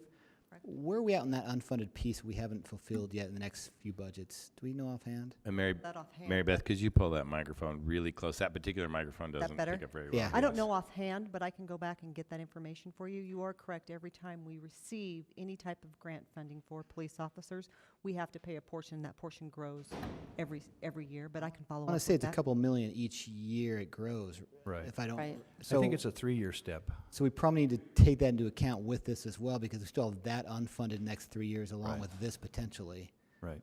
Right. So I'd like to see those numbers as well if we're going to talk about law enforcement upgrading. Yep. All right, I thank can you. get those. Okay. Councilmember Rogers. Don't know if this is appropriate time or not to discuss this, but I guess I've got a statement and then also a question. Last Friday night, council members, there was a West Side meeting that was held in District 2, and for 90 minutes, we had Chief Brown, Mayor Biskupski there, Speaker Hughes there, we had Senator Escamilla and Representative Angela Romero there, and I just want to let everyone know that on a Friday night at 6 o'clock till 7:30, they were there for 90 minutes discussing with residents the issues at hand. So I just want to bring to light that question that was posed, is that we know that through Operation Rio Grande that there's been disbursement of encampments that have gone out into the neighborhoods.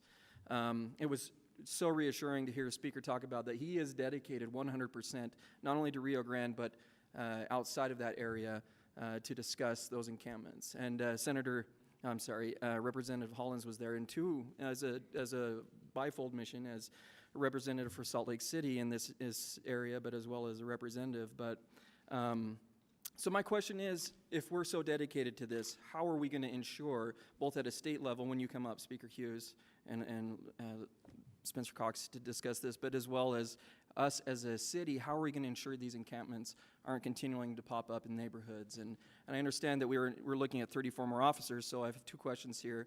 Okay. My other question is going to be posed to Chief Brown to discuss, do we need more social workers instead of police officers at that point? That 34 officers, that's 34 employees. So we can make 4 more social workers. We could go with 30 officers and 4 social workers. So that number can flex a little bit. So, Chief, if I could add, along with that, in the budget, in the projected costs that are before you, are actually additional staff for the Community Connection Center. On this 2017, 2018, you can see that there under the police item, Community Connection Center, $665,000. Part of that is an additional social worker and a licensed an LCSW for the purpose. The goal with that was, or is, the dispersion, and so the outreach with officers across the community.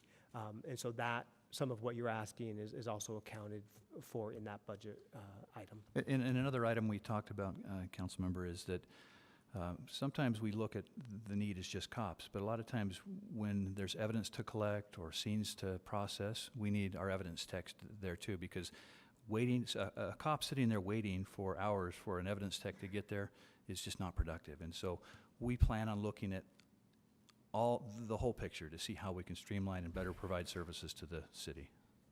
Chief, as you're going through this process of allocating your resources and these additional personnel requests, what's your timeline? What do you think is a reasonable expectation for some specific numbers of how you would allocate some of these resources? I would think within 30 days we could have a pretty good model to look at and project. Thanks.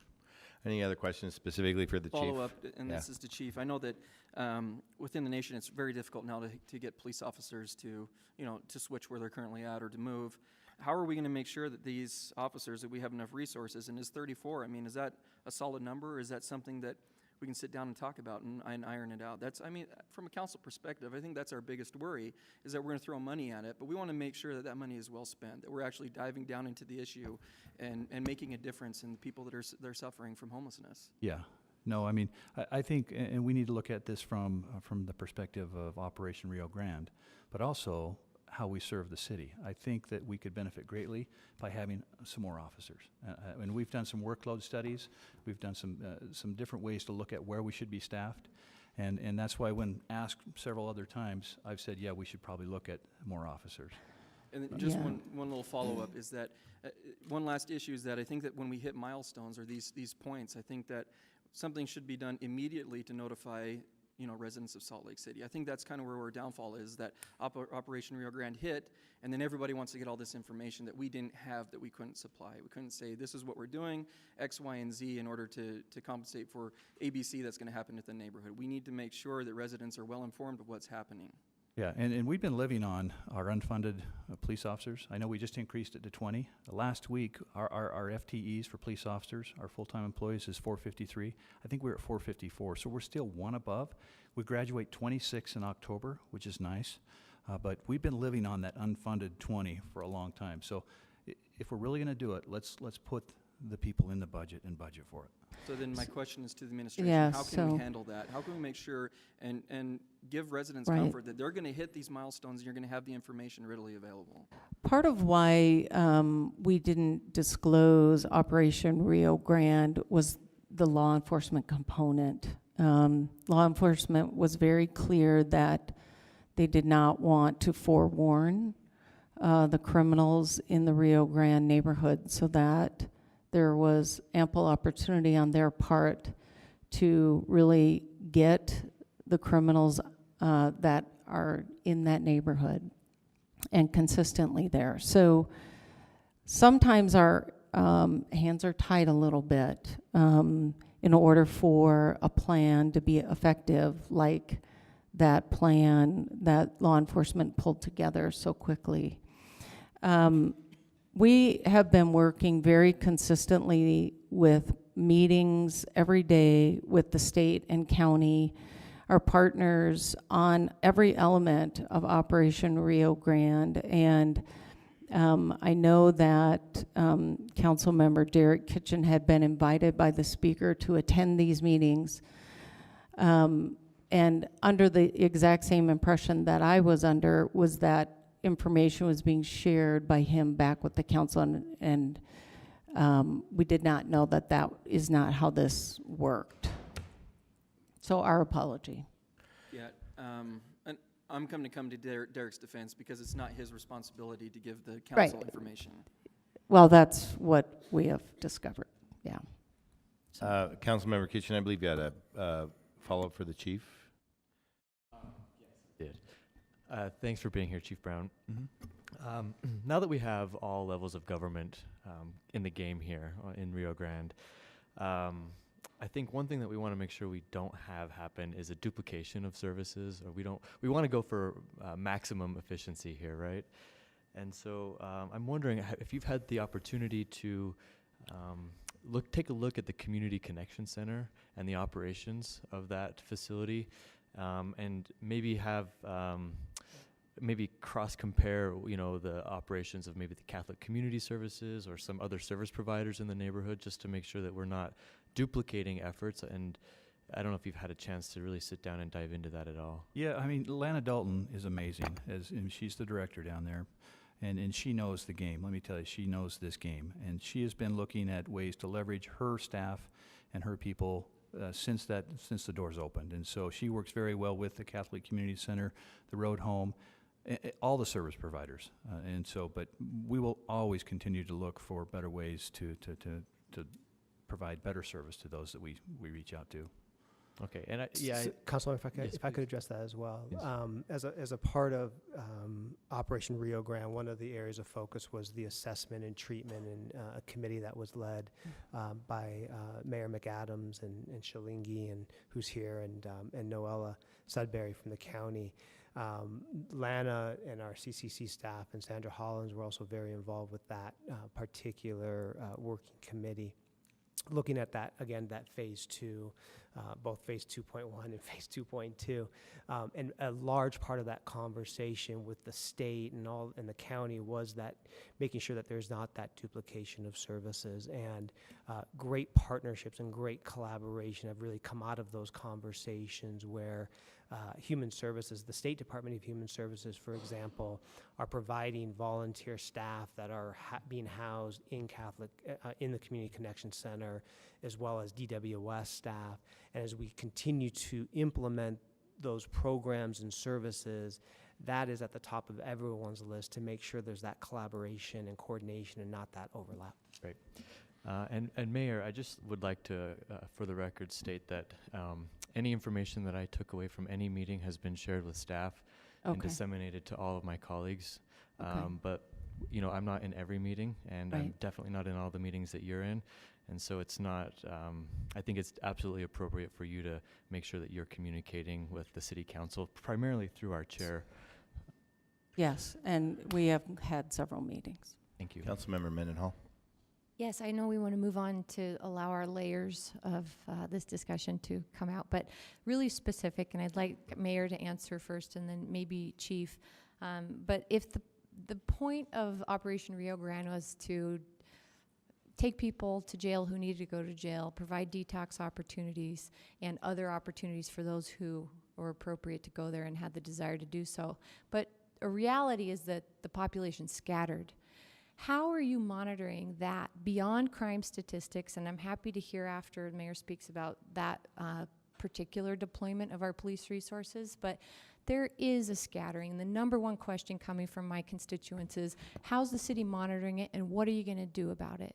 And I think that how you answer this I will remember it, and I think it will come up again when we open the doors of the HRCs. Sure. About this Right. is setting a path of how we take part of quality, we take stock of quality of life in a community, and that it's more than crime statistics. So please talk about that. So the law enforcement teams anticipated that we would see scattering. And so we made sure that we were reaching out to the community and making it known that they should call us through a couple different methods to make sure that as they notice something new coming into their neighborhood, that we would have a chance to respond to that. And we are trying to do that real time with law enforcement and social workers, and reaching out in a way that we are trying to provide service to whoever it is that we are getting called about. And some of the concern around needs maybe not being met are those individuals who are in a park during the daytime or that appear in mornings, that we are not able to arrest them or move them along in an effective manner. And that is another piece that we are working on, that we are here to talk about today, is where can we create a safe place for people to be directed to, so that we can enforce camping ordinances here in Salt Lake. And I don't know if the chief wants to add to that. Before we get to the PD part, I appreciate that and the recognition of the dialogue around parks and that public space, that it's not easy to say if you appear to be homeless and you're in a park, then the Right. police should come along and ask you to leave, and how inappropriate that is. And yet, there is more than that. And I receive reports of squatters showing up in homes, even occupied homes where people have been out of town over the weekend, people knocking on doors. neighbors, asking for resources from residents, the kinds of activity that aren't necessarily threatening or illegal, but are definitely unusual and out of the ordinary for particular areas in our city. I want to invite the speaker and the others, all of you who came out to the west side on Friday night, to convene such a meeting with the State Street area. That ballpark and Liberty Wells councils need to hear from you. Central City needs to hear from you. And I would love to work with Councilmember Kitchen and you to put together such a meeting. Okay. But I'm reminded, Mayor, of a comment from our IMS during the budget discussion around a measurement tool for measuring quality of life beyond crime statistics, that as a city we collect so much data, and that changes in all sorts of different kinds of data that don't necessarily look directly at crime can tell us when a change is happening in a community. So I really encourage your administration to explore this kind of a tool as soon as possible. Sure. Sure. Thanks. And we are, I know our IT team is working on that. We have implemented a tool that is helping us collect data that our community engagement teams are working through. And I know Mike Ackerlow was here, but I also want to give him kudos because he pulled together an event that's coming up on October 6th for us. That is an outreach to people who need services in our city. And we are bringing together service providers of all types to this event and supplying transportation to get those in need to that event so that we can connect people with services. So there is a lot of work going on. I know Lana's numbers are extremely high with the contacts that the social workers are making on service as well. I applaud you on that event that's coming up the first week of it's October. exciting. It is exciting. And there are always the pieces of the bell curve of the population Right. who don't want to access services, and they're not going to show up there. And for that, in a segue to the police portion of this answer, I think back to countless pieces of research that have shown we can't police our way out of these types of community issues, and it's No. community investment and involvement. So not to cut you off, Chief, but I do want to hear what the police are doing. But Okay at with some that. point, it's going to come back down to how do we fund and empower our communities to Right. leverage out and empower, and make their communities a safe place. I'm going to cut you off, Chief, even though you didn't even start speaking. As expected, there are far more questions than we have time, so I want to get to our state partners. So I'm just going to entertain a couple more questions, and we'll come back with whatever time we have remaining. So Councilmember Luke and then Councilmember Thank you, Kitchen. Mr. Chair. I just want to comment on something that Aaron was talking about, or Councilmember Mendenhall, regarding the State Street neighborhood. I think we need to be very careful as a city not to identify this as being a west, the west side Right. isn't being impacted, or State Street is being impacted. I mean, I represent the East Bench. I'm hearing that there are people camping in Wasatch Hollow. I'm hearing that there are people camping along the foothills. I know that, I also hear reports about City Creek, Liberty Park, Sugar House, Fairmont. This is a problem that we're seeing throughout the city, and I think that we need to be careful to put too much focus saying that this is an area that is, or this is a problem that is impacting a certain area. Right. Of course, geographically, the closer you are to Rio Grande, the more you're going to see, or the more immediate thing you're going to see. But 27 blocks that we have in our city is not that big, and the problem is spreading throughout the city. And I think your administration needs to be aware of that and We are. identify that with with all community councils, that this is something that you're aware of, that you're identifying, and that we're on top of. So the chief and I were at a community council just last week, giving them an update on Operation Rio Grande.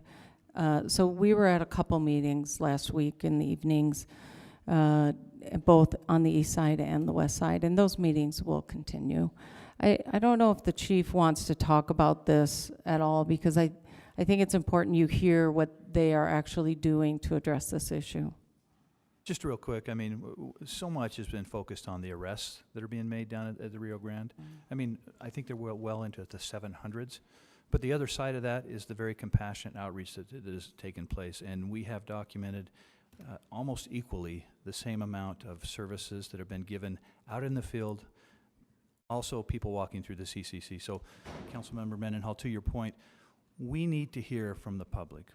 We partnered as law enforcement. We're doing a great job with the troopers and Unified PD and everybody down in the Rio Grande area. But now we need people to pick up the phone and give us a call, because when they call, we can come. And we don't come necessarily to arrest people, but we come to see what they need, how we can help them out of the situation they are. And sometimes they're afraid of the badge or the uniform, but guess what? We have social workers that come with us too. And we're seeing great success helping those people back into some sort of treatment and services. I'd like to sit down and share, I mean, there's some that would just break your heart. So there's certainly some opportunity offline, and I appreciate your willingness to do that. Councilmember Kitchen. So we have not received a great deal of information from you on this yet. I imagine plenty will be coming our way. But there have been a lot of conversations going on in the community that I think the city council has picked up on. And so I'd like to get some clarification in particular on Rio Grande Street. Okay. Do you have a proposal for Rio Grande Street or a position on Yeah, the closure of Rio so Grande? that's the next piece for us. I'm happy to go to that space. So we have been working with our legal counsel, the state's attorneys, the Attorney General, to create a path forward on street closure, on a segment of the Rio Grande Street to be closed. And our community service partners have been in some of the conversations as well. What we want and what we're trying to do is make sure that the nonprofits that are providing service in the Rio Grande neighborhood, particularly the Road Home, Shelter the Homeless, and Catholic Community Services, that they have their opportunity to go to their boards to get support for them taking on the management of this space between their buildings. So that is in place. I understand those board meetings will be happening in September. Also, the Shelter the Homeless has on their agenda this issue as well for September. So we have been working on a long-term lease agreement with the state regarding, and the service providers regarding this space and how it would be programmed and for what purposes.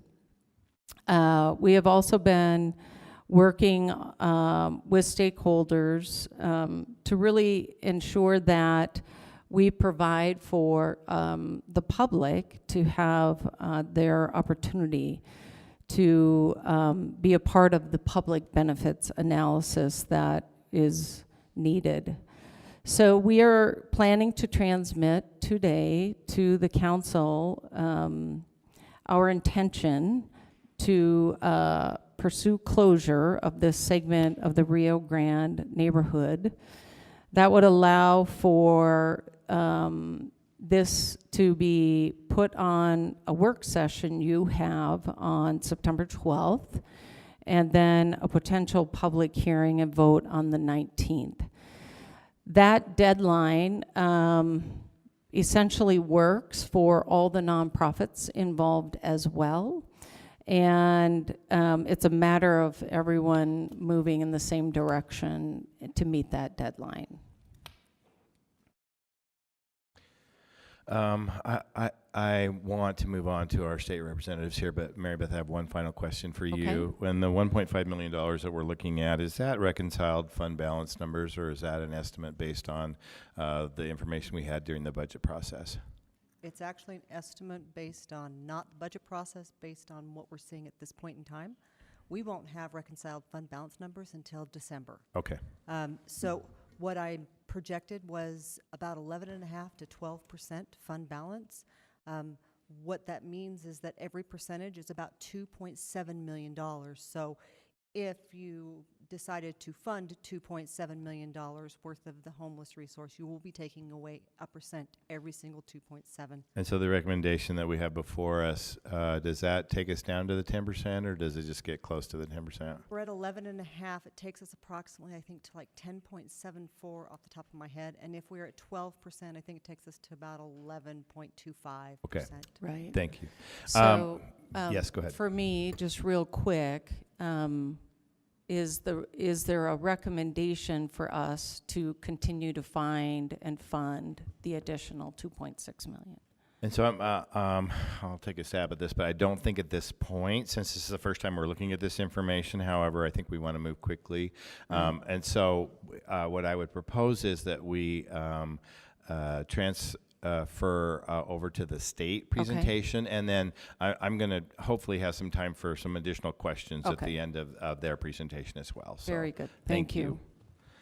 I again would like to take this opportunity to welcome our state partners, Lieutenant Governor Cox and Speaker Hughes. If you could come forward with your team, whoever you'd like to bring forward, that would be great. I understand that you're here to present to us, and we're very eager to hear what you have to share with us.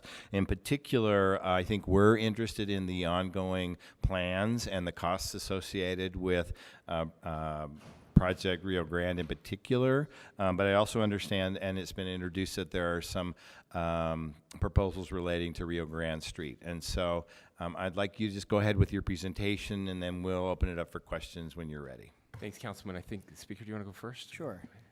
Appreciate the opportunity to be in front of the council.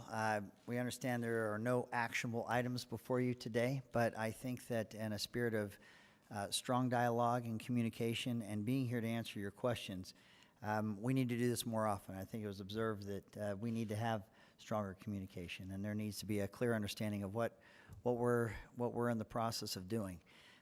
It's been noted in many venues, this is the largest multi-jurisdictional effort. Law enforcement, but also federal, state, county, city operations since Utah hosted the Winter Games.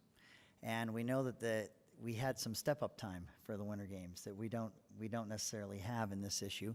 And I think hosting Winter Games is frankly more fun than the issue that we're trying to grapple with here. So it's a tough issue to deal with, and one that I think that you have a strong coalition of the different political jurisdictions that have come together, and we've seen amazing results in a short amount of time. Has it been perfect? It has not been. I mean, the observations of the ripple effect or the scattering that we have seen, we were very concerned about that, and frankly, within our budget, we contemplate that we need to follow this wherever it goes. The Department of Public Safety is not meant to just protect one geographic area.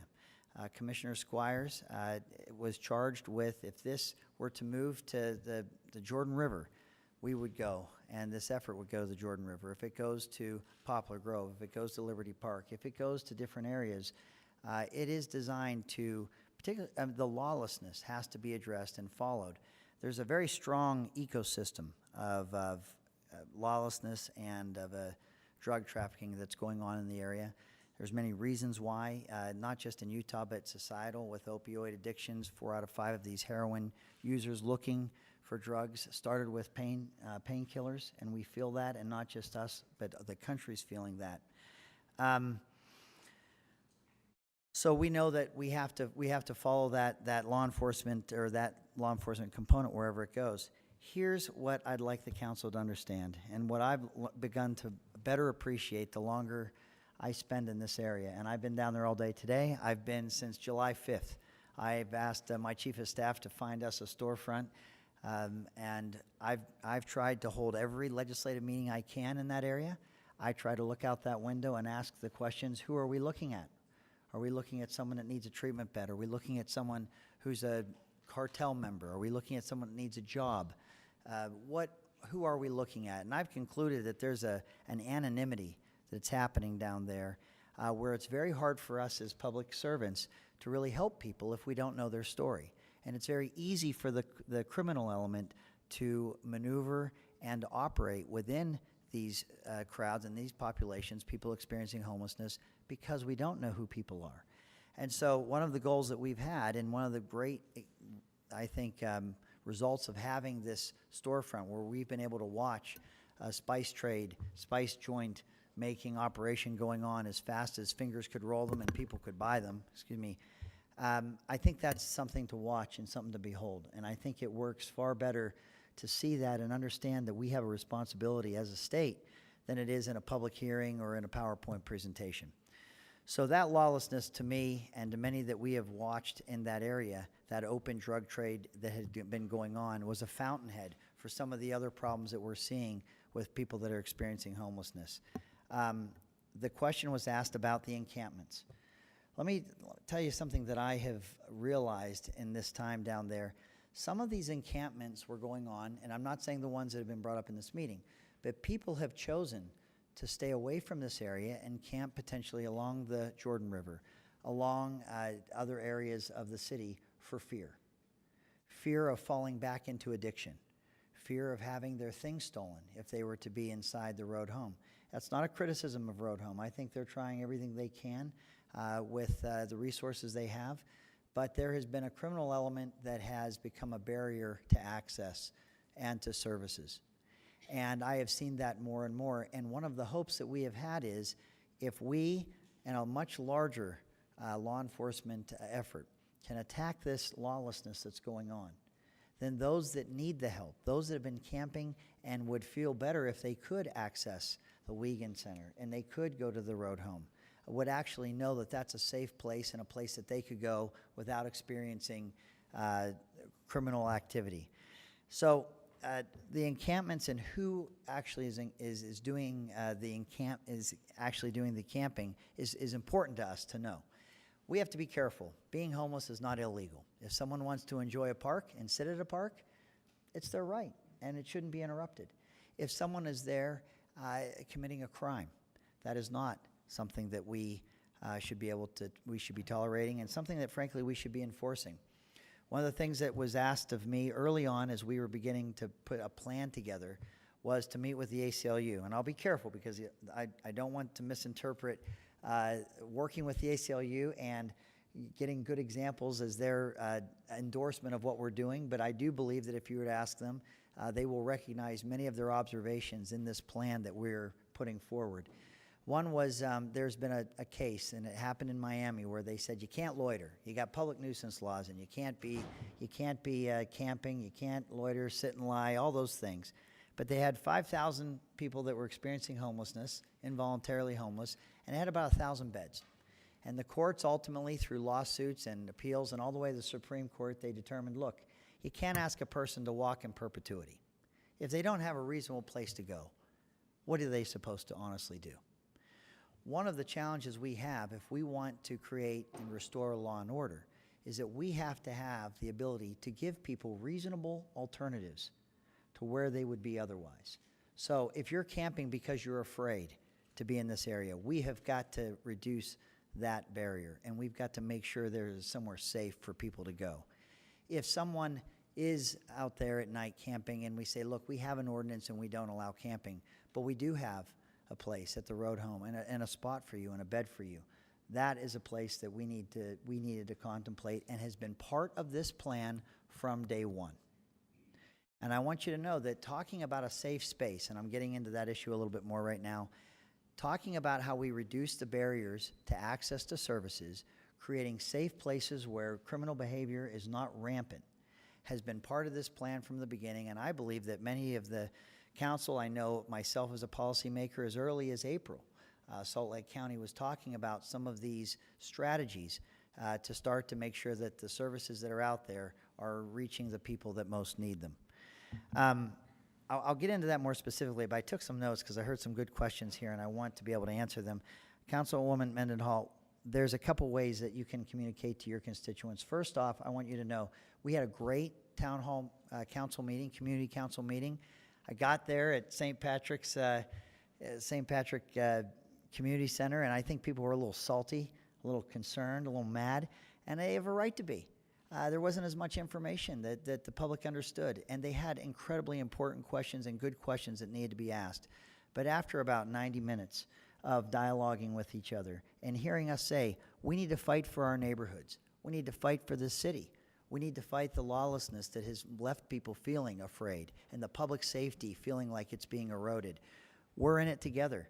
And again, if we're going to budget it, I want my money's worth.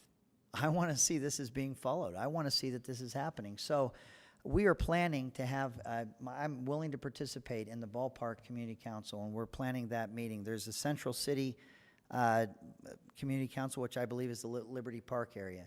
And as I am here before this council today, I will be before any community. And I am willing to share the details of this plan and how we really can't get it together and be successful if we're not doing it together. It's going to require a very collaborative effort. And so I want you to know that we have that. If your constituents are seeing something they don't like, there's a website, operationriogrande.utah.gov. And there are links on this website that will direct people where they can alert law enforcement, Department of Public Safety, Chief Brown, to activity that's going on that shouldn't be going on. There's the non-emergency number for Salt Lake City Police of 801-799-3000.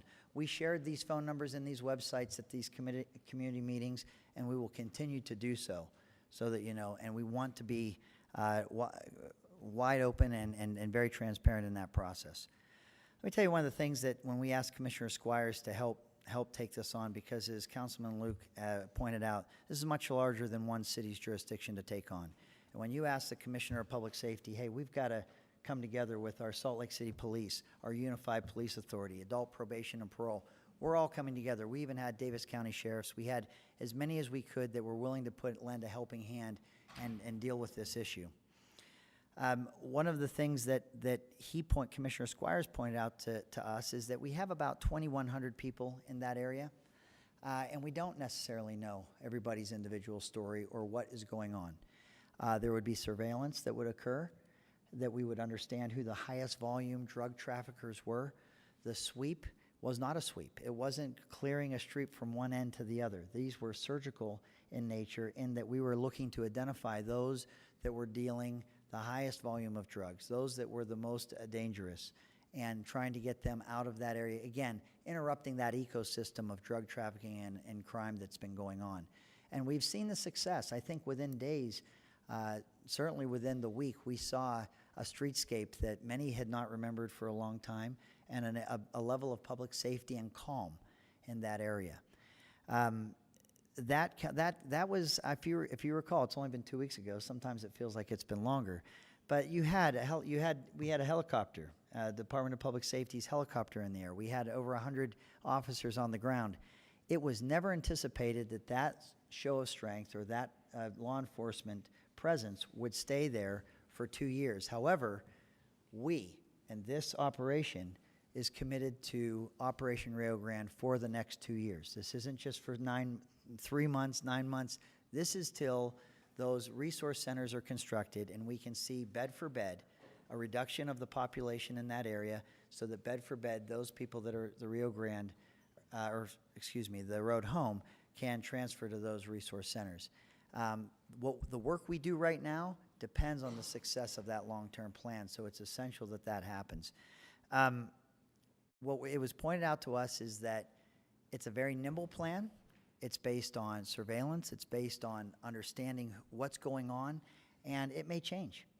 In other words, what we're seeing happen right now is we saw people that scattered and left that area, and the drug dealers, if you ask Pamela Atkinson, she'll tell you that they thought they'd take a couple weeks off, that these politicians that get this out of their system, they'd go away after the streets were cleared, and then they could come and backfill and come back into this area.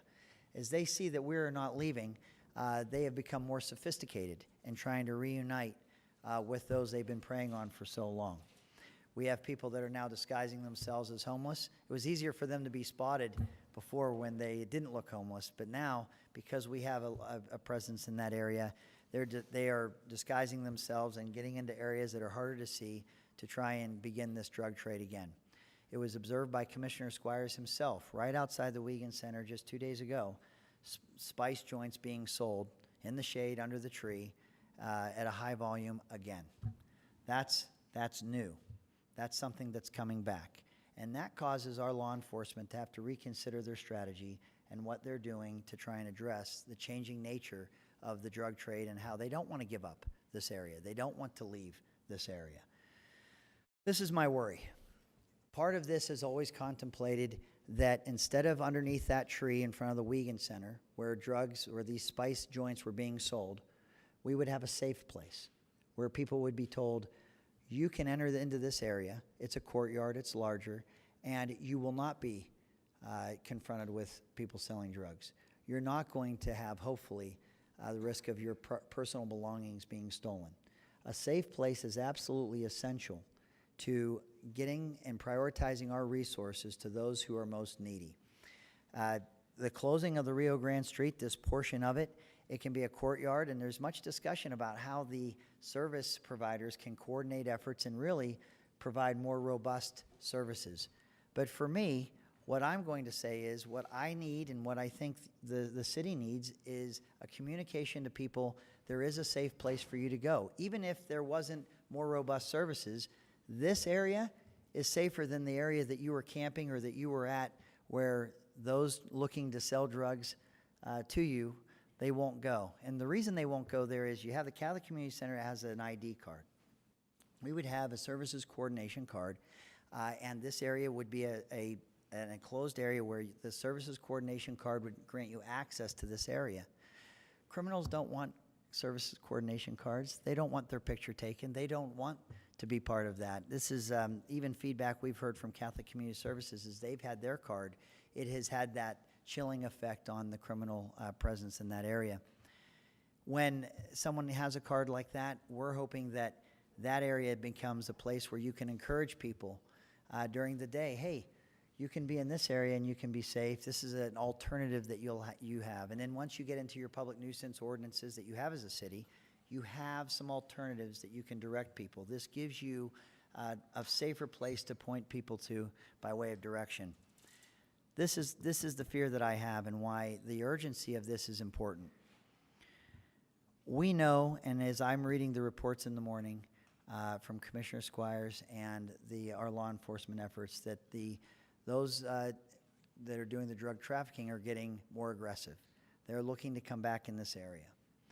I'm afraid that the response to that, where you have a budget that is nimble, will start to cost more. There's been a robust discussion about the law enforcement aspect of this. I don't think we can afford helicopters hovering for 2 years, or even right now we can. I don't think we can afford to put 120 officers on the ground. We need to see, as been contemplated, a stepping down of the law enforcement presence, but a restoring of the social order in that area. If we don't have that safe space created, if it takes us till the end of September, beginning of October to do this, I'm afraid that we'll lose some of the ground that we've gained in terms of the streetscape. It's calm, the calm that we experience now, the lack of drug trading that's going on. I don't know. I worry that we'll either have to step up by way of law enforcement presence to discourage that, and that would add to a budget that already is everybody's feeling as all the jurisdictions are coming together, or we don't. We do the best with the resources we have, knowing that they're stepping up, and we see the backfilling that is already occurring. I can tell you last week, there was not spice joints being sold outside the Wiegand courtyard. They were this week. We've responded to it, but it is happening. And so, yeah, there's a sense of urgency happening with me. There's a sense that we need to move on this. I've been part of processes and coordinations and meetings about this issue for years now. I think the state, we've put budgets together and we have good plans. But this issue right now, I think, has required all of our full attention and commitment. And one of the things that it was brought up before, but one of the things, and I'm going to continue to talk in a sense of urgency, one of the things that we need to do is have this safe space established and a way for people to access these services where they know they are safe. And I think that will stop a lot of the disbursement that you're seeing right now where people are genuinely afraid. And with that, I think you put a nickel in me, you get a buck's worth of speech. I'm sorry I talked too much, but I think if there's anything left, Lieutenant Governor, to say, I don't know. I promise I'll be shorter.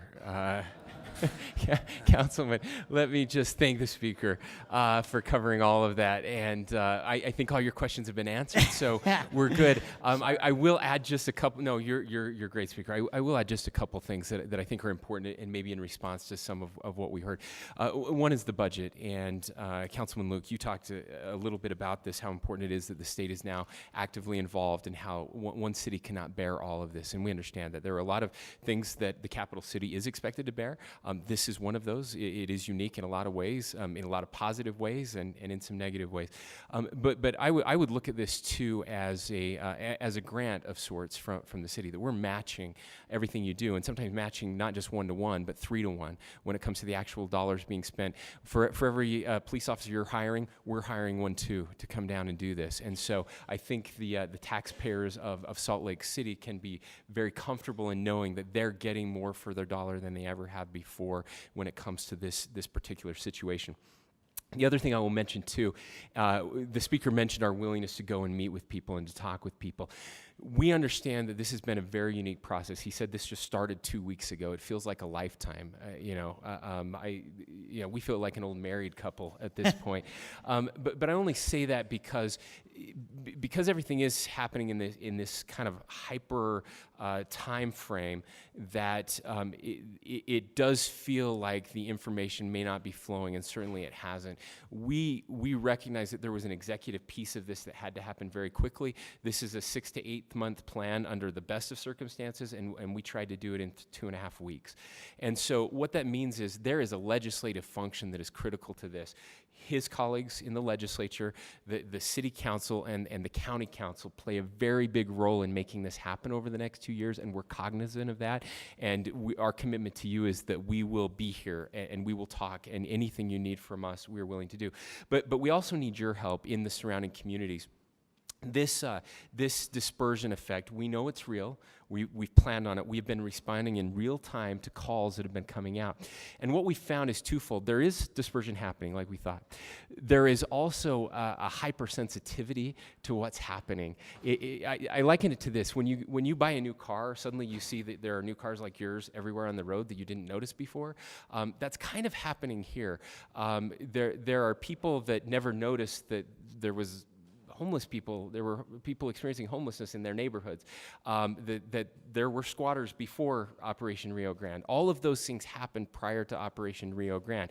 They may be happening more. We understand that, and we're responding to them. But at the same time, we want to be careful that absent correct information, that we're not blaming every single thing that happens in all of our communities on Operation Rio Grande. And so we're trying to help communities be sensitive to that as well, to recognizing that. But then again, our commitment is, and that's why we had Commissioner Squires involved, is that we will respond in real time to every call that comes out. And this will change, because what we're now doing is, once we get the safe space, we can actually tell those encampments, you can't camp here anymore. You really can't. There is someplace else to go. And that's a critical piece of this. And so we have to get phase 2 of this plan done. The last thing that I wanted to add to this is really just to thank you for everything that you're doing, for your willingness to help. This safe space is so critical, and there are things that we need to do now. We've met with every service provider today. We've talked to every service provider, and they're all supportive of doing this. One thing I want to clear up from before is we're not asking the service providers to manage this space. The state will be managing this space. We'll be indemnifying the city. All of the liability that comes along with this space will be on the state. None of that will be on the city. None of that will be on the service providers. And we have stuff we have to do before the service providers can come in there. That's why it's so important as we build this space. We put up the fencing. We put the bathrooms in there. We build the space for the service providers to come in. All of that needs to happen before we can do that, and it's not going to happen overnight. That's why waiting 3 weeks isn't great for us, because then we have to wait another 3 weeks to get this done. And so now, where are we? Now we're 2 months, 3 months down the road, and we're starting to regress. That's why my colleague here is so passionate about this. That's why I'm so passionate about it. We recognize that that there's a process for you to do that, and that will be taking place. But that's why some of the things that you've heard about today have happened.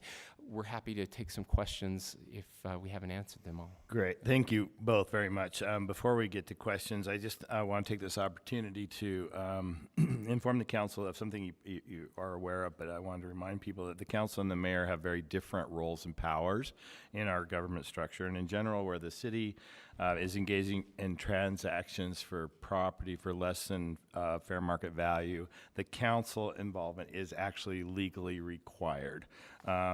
The council also approves certain real property transactions, but not all. On the other hand, the mayor has the authority to take some temporary actions to enter in some real property transactions without council involvement. And this is going to take some collaboration between both branches of government because we have some short-term and some long-term issues to deal with. So that's kind of where we are. I certainly want to take an opportunity for some questions. Councilmember Mendenhall, I believe you. Yes, please. Thank you. Thank you for being here. What an open and productive dialogue. It's not yet a dialogue, but we're going to make it so right now.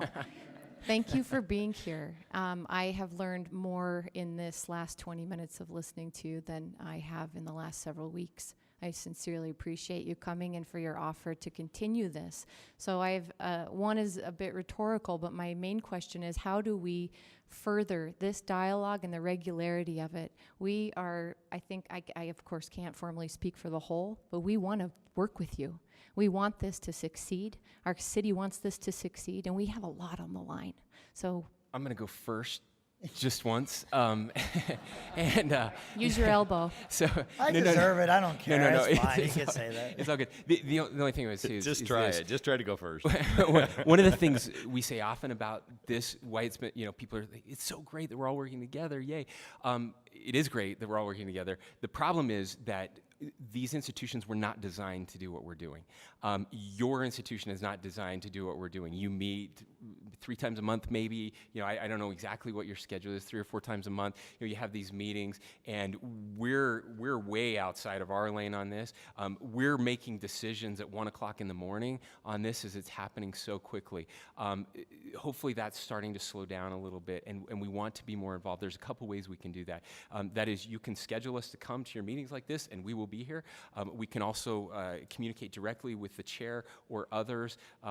In those meetings, we can invite you to some of the meetings that we're having. We are open, and we're happy to whatever you recommend. So. And the other thing is, we're kind of shooting from the hip a little bit here. We're all out of our lanes in terms of this is something that we've had a state role, but frankly, it's been kind of paying the invoices. The county provides services, and city had some law enforcement issues, and we've had public safety issues that the state's paid for. We have dollars that we're putting towards the resource centers. There was a moment, for me at least, where the 4th of July weekend was so horrific by way of crime and things that happened that were in the USA Today and the UK Daily Mail and down people that I know in Australia that were asking about what was happening in Salt Lake City. I had a meeting at the Capitol where I was told that after the dollars and the efforts that were spent, we were not seeing gains made, and I flippantly said, well, for all the dollars the state's spending, you can be worse for free. Okay, I don't know why we're spending this if we're not making headway, and so really, there was this epiphany to just get more involved in a way where we're going to dialogue. We're going to reach out to the different silos and the different political jurisdictions, and as the Lieutenant Governor said, we're not designed to do that. That's not the way it usually works. And how do you harmonize a budget? How do you take the federal funds and you take the state's budget and the county's budget and the city's budget and then your providers' budgets and say, are we duplicating efforts? That was an important question that was asked. You asked that, Councilman Kitchen. Are we duplicating efforts? We have to harmonize these budgets in a way that we've had these meetings and we're doing this, but we've not done it before. One of the things that I've done, and I don't want to pick on Derek because Derek keeps getting blamed for everyone's telling Derek everything, and apparently he doesn't tell anyone anything. That's not true, okay? But this is his district. So I reached out, and we've had incredible conversation, and even some of the observations that Councilman Kitchen was able to make for me and talking about his district and what was happening in that area, that ecosystem, breaking that ecosystem of crime. I got that from Derek. He described that to me. And so we have tried in many ways to be collaborative. Well, dare I say you're actually achieving the community engagement that's required to actually move the needle on issues like this. You're doing it. You're stepping outside of your role, and maybe it's awkward. And when we went through the site selection, I likened it to puberty in a flippant way. It felt really awkward. We were totally outside of our realm, and yet it had to be done. We had to go through it. And I don't want to take up too much time, so that's why I butted in, Speaker, pardon me. But I have one question. I have 15 questions, but I'm going to ask you one more. You've brought dynamic creativity to this. It isn't just signing the invoice. You decided to hunker down when it wasn't quite enough. And I'm going to ask you to bring that dynamic creativity to answer this question, because you're talking about inside the Rio Grande closure. You're talking about the safe space and that area right outside around it. And you recognize, I so appreciate hearing that your system is fluid enough to respond to issues outside of the area. And that's where I want you to go. We're talking about bifurcating the population. And when we talk about the safe place, we're really talking, and bringing people in who are afraid to, and are camping as an alternative, we're talking about one piece of that bifurcation. Now go with the piece that still needs the drugs, and despite our best efforts with rehabilitation and detox options, that drug need is out there, and those dealers have clients. So when we bifurcate this population, bring your dynamic creativity and tell me, how are we going to address that, as Charlie said, throughout the rest of the city, which is largely on us? I don't want to get yelled at again for Go starting ahead. before Go ahead. you do. I get to finish. I think that while you cannot arrest your way out of any of these situations, what we've seen happen and what we've seen grow contributes. It's the fountainhead, as I've called it, to the addiction and the problems that we've had. My goal, Councilwoman, is that this is not an area, if you're a Honduran cartel, I don't think you ever get rid of drugs entirely, let's be honest. But you don't have to have two competing cartels in your town either, okay? I want to be a place, and I want Utah as a state to be a place, that if that's your thing, if these are the drugs that you want to sell at a high rate, Utah is the worst place to be able to do that. It is not a place that's conducive to the success of drug trafficking. And the way that we do that is, those that are experiencing homelessness, we need to learn their story. We need to know who they are. This drug element cannot live under that kind of scrutiny. And so what I want to see happen is, where we see, and this is why the Department of Public Safety has the broader jurisdiction to follow this criminal element wherever it may go, they're not going to be left to go and you know, I've seen it. If you walk into that area and you look like you don't belong, you have people that will come up to you and ask you white or black or all kinds of different questions, and the ability to buy drugs is far too easy. We have to not allow that to happen. What was happening before Operation Rio Grande and before we really came together as the city and the county and the state and the federal government this was growing anyway. This was growing. This was starting to enter into our neighborhoods, into our public libraries, into our public parks, in ways that we don't want to see it arrive. We're seeing it in our major intersections. The network for just even panhandling was becoming very sophisticated, and it wasn't a person down on their luck. There was a far greater enterprise happening in these major intersections. And so if left alone, I'm afraid that this criminal element was going to grow and enjoy more success. I'm hoping that what you see is a focus on that that will make it so it's just not reasonable to be here. Go to a place where unfortunately they may warehouse people, where you don't know who people are. Maybe that's a place where that kind of drug trafficking will work. But in Utah, we want to help people. We have treatment beds that we're desperately trying to get online. We know that, through the Pew Foundation, we've done the Justice Reinvestment Act, or JRI, the Justice Reinvestment Initiative, and we're not putting someone away because they're a drug addict and making a felon out of them. We're trying to find treatment for those who are truly sick and need help. And frankly, on a broader view, I've got to tell you, JRI and this kind of reform is the envy of many states, and I know even federally they're looking at some of these reforms.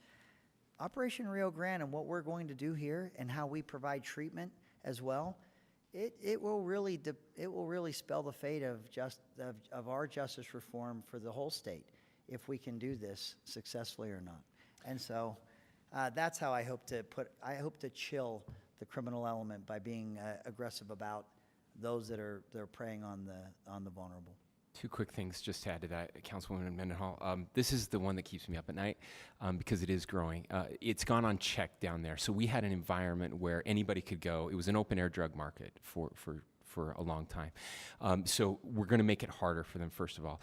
The second piece of this is that people, people have to hit rock bottom sometimes, and jail is a really important part of this. It's something I didn't quite understand.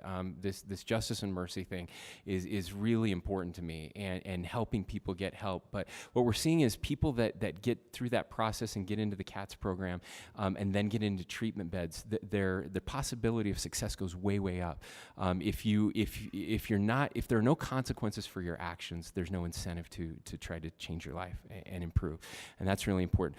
But here's the big one. I hate spending all of this money on this. I hate it, and I'll tell you why. Because we're treating the symptom, and we're not curing.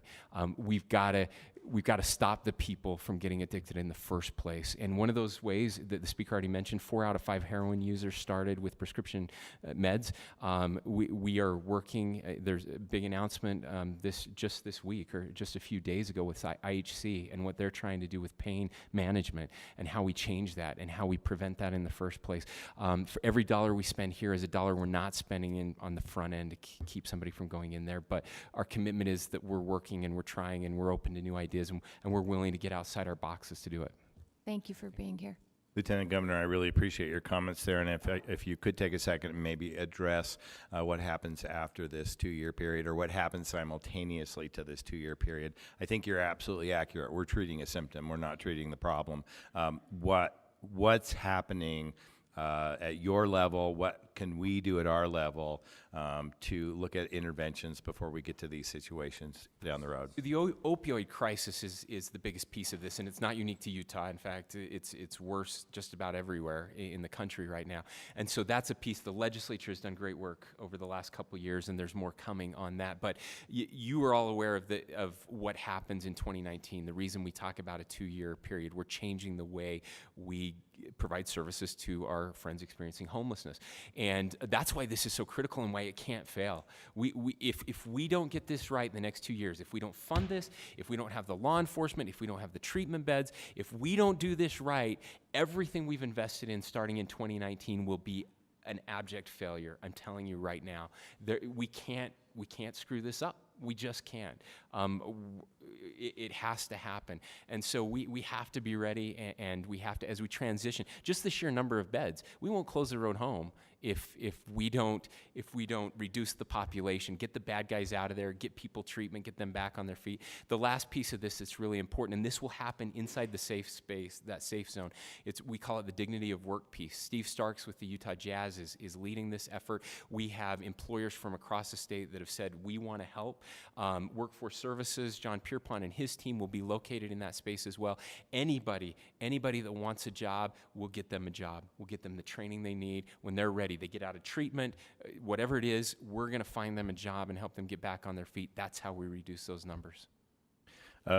Thank you. I hope you hear from us our shared commitment to help in this process, and knowing that it's a little awkward because we're all on strange turf. I think the example that most illustrates how unique this situation is Speaker Hughes talking about working with the ACLU. So that strikes me as out of the ordinary. And how about Speaker Hughes working with the executive branch? Well, there you go. So, I mean, that's even more weird. This is even crazier. There are so many layers to this that, but the shared goal of working together, and clearly we hear your commitment. I hope you understand our commitment. One of the priorities for the City Council is affordable housing, and we think we can play a pretty significant role in helping us find those transitional places as we go forward 2 years from now, and we're looking at housing. And by the way, I talk about your affordable housing plan everywhere I go because we don't do this without that piece as well. It's critical. So, so you know, and so council members know, we have tentatively, one of our challenges as a governing body is that state law requires us to advertise all of our meetings in advance and to post and to not have discussions unless we have agended those items. We have tentatively agended homeless services updates on every item through the end of the fall. So they're on all of our upcoming meetings. We welcome the opportunity for you to join us. We hope you will consider that when you feel it's appropriate. Feel free to reach out to leadership or to staff. We really learn a lot from this process, and we want to be helpful where we can. So please do not hesitate to let us know. Again, far more questions tonight than we have answers, so this is only the beginning of the process. Any final comments? You don't have to wait for your meetings to ask us questions. You know, we're both very available and ask your questions. And really, we're learning on the fly. To the degree that we coordinate with you as the chair of this council, and we do a better job of making sure you're in the loop on the meetings that occur, we will do that. And again, where you've described at the beginning of this different roles that the council has versus the mayor, I'm just asking for the city's consideration that we create this safe space as soon as possible. I don't want to lose ground. I don't want to see those streets change from the good progress that we have seen. And so if I were to make a request, it would be that this council, the mayor, and that we all work together to see that safe space created as soon as we can. And John Pierpont with Workforce Services is my right-hand man through all of this. He's doing yeoman's work. Even if we're not available, we can have somebody from our team here to give updates at every meeting. We'll just plan on it. Appreciate that. So, thank you. thanks. We'll certainly be in touch. Thank you again so much for your time and your energy. We really appreciate you being here. Council members, we're going to have to do a little rescheduling here on our agenda. Here's what I'm proposing. We have 3 board appointments that I'd like to address immediately. And then we have an item that we really need to process in order to do it in a timely fashion for this exact issue, which is our ordinance for Homeless Resource Center zoning text amendment. So, yes, Mayor. One quick thing, I have a UTA update. Since our discussion, they said they would send us the schematics and the budget tomorrow morning. Oh, perfect. Thank you. Thank you so much. We have with us 3 board appointments, 3 board appointments to the library board for consideration. Annalise Lassiter, Brett Rigby, and Mario Organista. Are you present? Could you all 3 join us right up here at this table and get comfortable with a chair and a microphone? And I would just like each of you to take a minute and talk a little bit about your interest in the library board, and tell us a little bit about yourself, and we'll have each of you do that, and then we'll open it up for questions. So would you like to start? So use a microphone. They're not very sensitive, so you really have to pretend like you're a rock star and talk right into it. Good afternoon. My name is Annalise Lassiter, and I am a Salt Lake City native. I've spent my professional career moving around primarily in finance with municipal, corporate, and now private customers. My interest in the library goes way back to the small town where I was raised, where our city library was, the primary and main resource for everything. It was where K through 12 and retirees and middle-aged folks did just about everything. It was kind of the center of our community. So I grew up with a real sense of appreciation for libraries. And now with 2 young kids, my husband stays home with them, and he does the circuit of just about every story time at every city library in the city. So I was kind of explaining this to Peter at a number of different functions that we ran into each other, and finally he just said, would you have interest in serving on our board? So that's... The lesson there, I guess, is careful who you share that with. Is that what you're suggesting? I think he just got finally sick of me, going up to him and shaking his hand and thanking him. We're in Capitol Hill, so the Marmalade is our kind of resident library, and that has been just an amazing resource. Pretty amazing, for obvious isn't it? reasons. Yeah. Thank you. Sure. Hi, I'm Brett Rigby. I've lived in Salt Lake City for the last 2.5 years. I came here because I was offered a wonderful opportunity to be the CEO of Transwest Credit Union here in Salt Lake. I moved from New Jersey. I've been in and out. I was born in Logan, Utah, but my father went in the military, so I lived all over the world. Mostly, though, I would say my family's from Virginia because they moved there in 1974. I, too, am a lifelong book guy. I've loved libraries since basically in the 3rd grade. I found the library in Logan when my mom was going to Utah State when my father was in Vietnam. And ever since then, I've loved libraries. I've been a power user, as they say.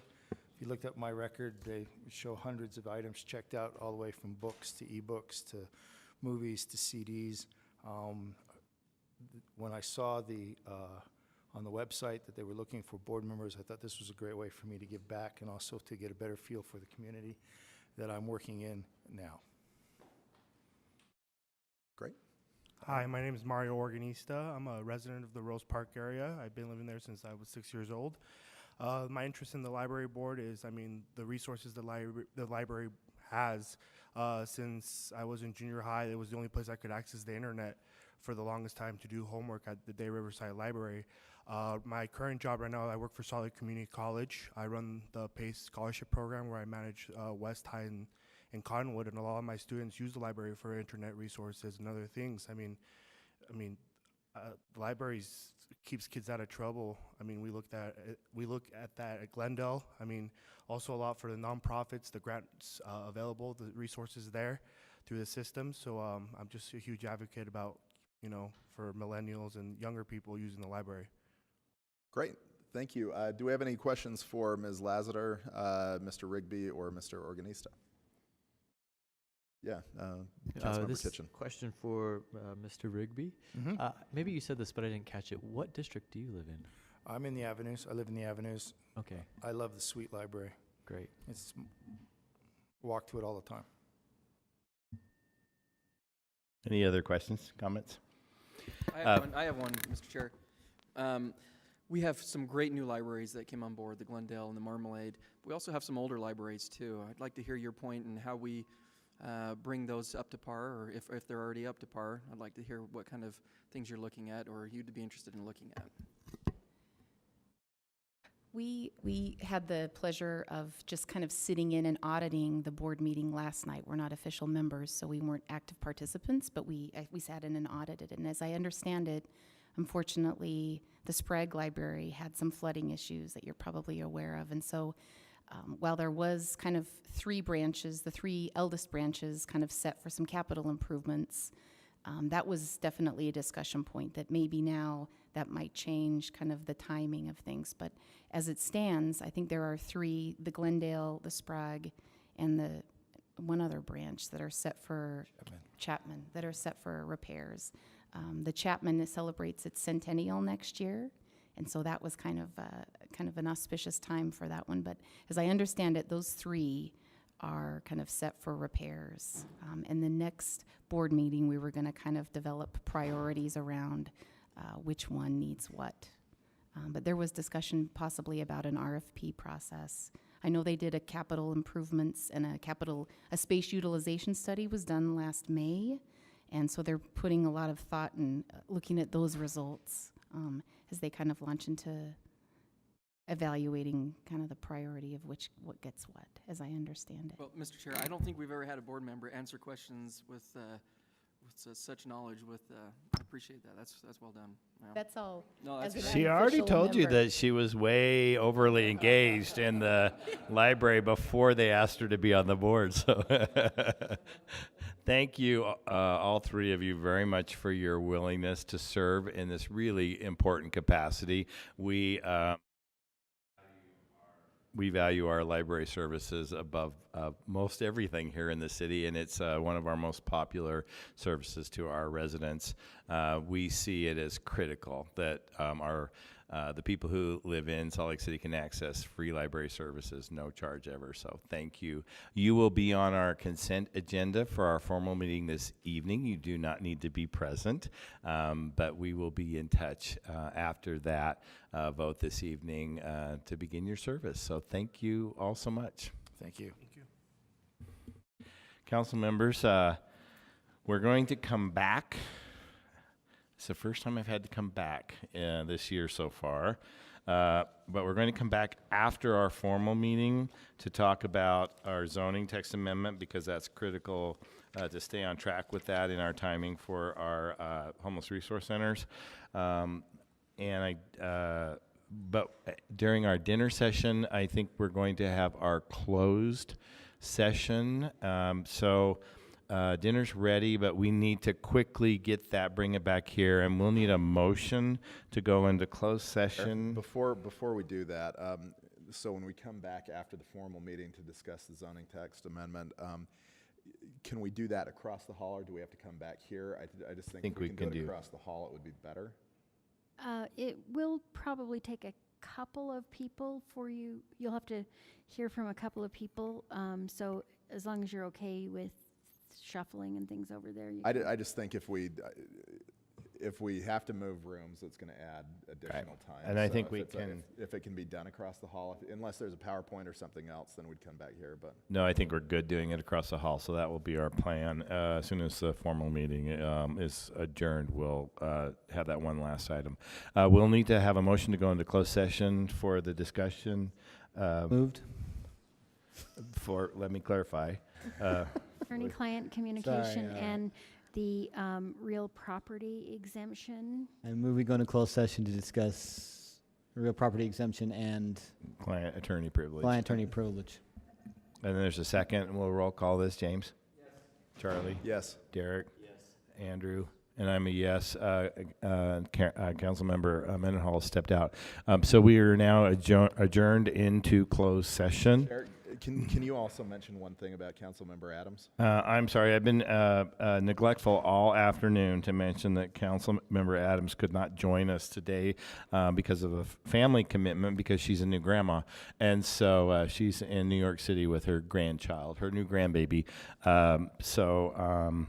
I'm sure she is very conflicted about missing our riveting meeting today instead of seeing her grandchild. So we're adjourned to closed session. So if you don't know about closed session, that means you're not supposed to be here. Please get food quickly and come back. We really do need to start at 7 o'clock across the hall.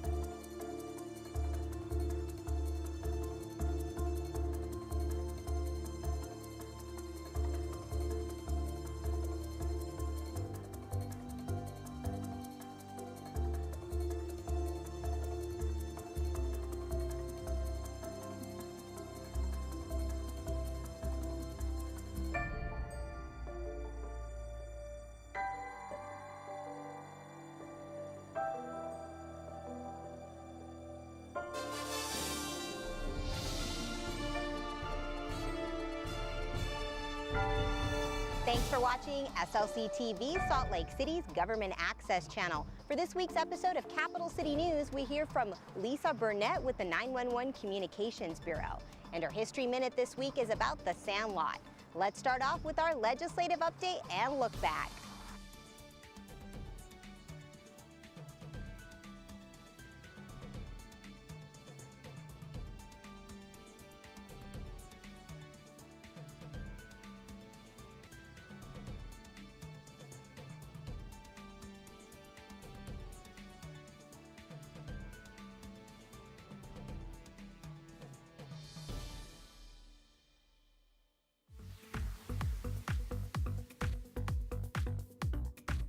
The reason why we're excited for Amazon to locate in Salt Lake City is they're bringing 1,500 new jobs.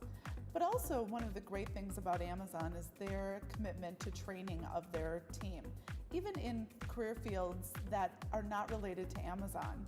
And they'll pay up to 95% of that training, and they offer the training on site at their facility. Amazon is the first project in the Northwest Quadrant, west of the airport, 5600 West. This really is the beginning of what we believe is going to be a number of companies that will continue to build out the Northwest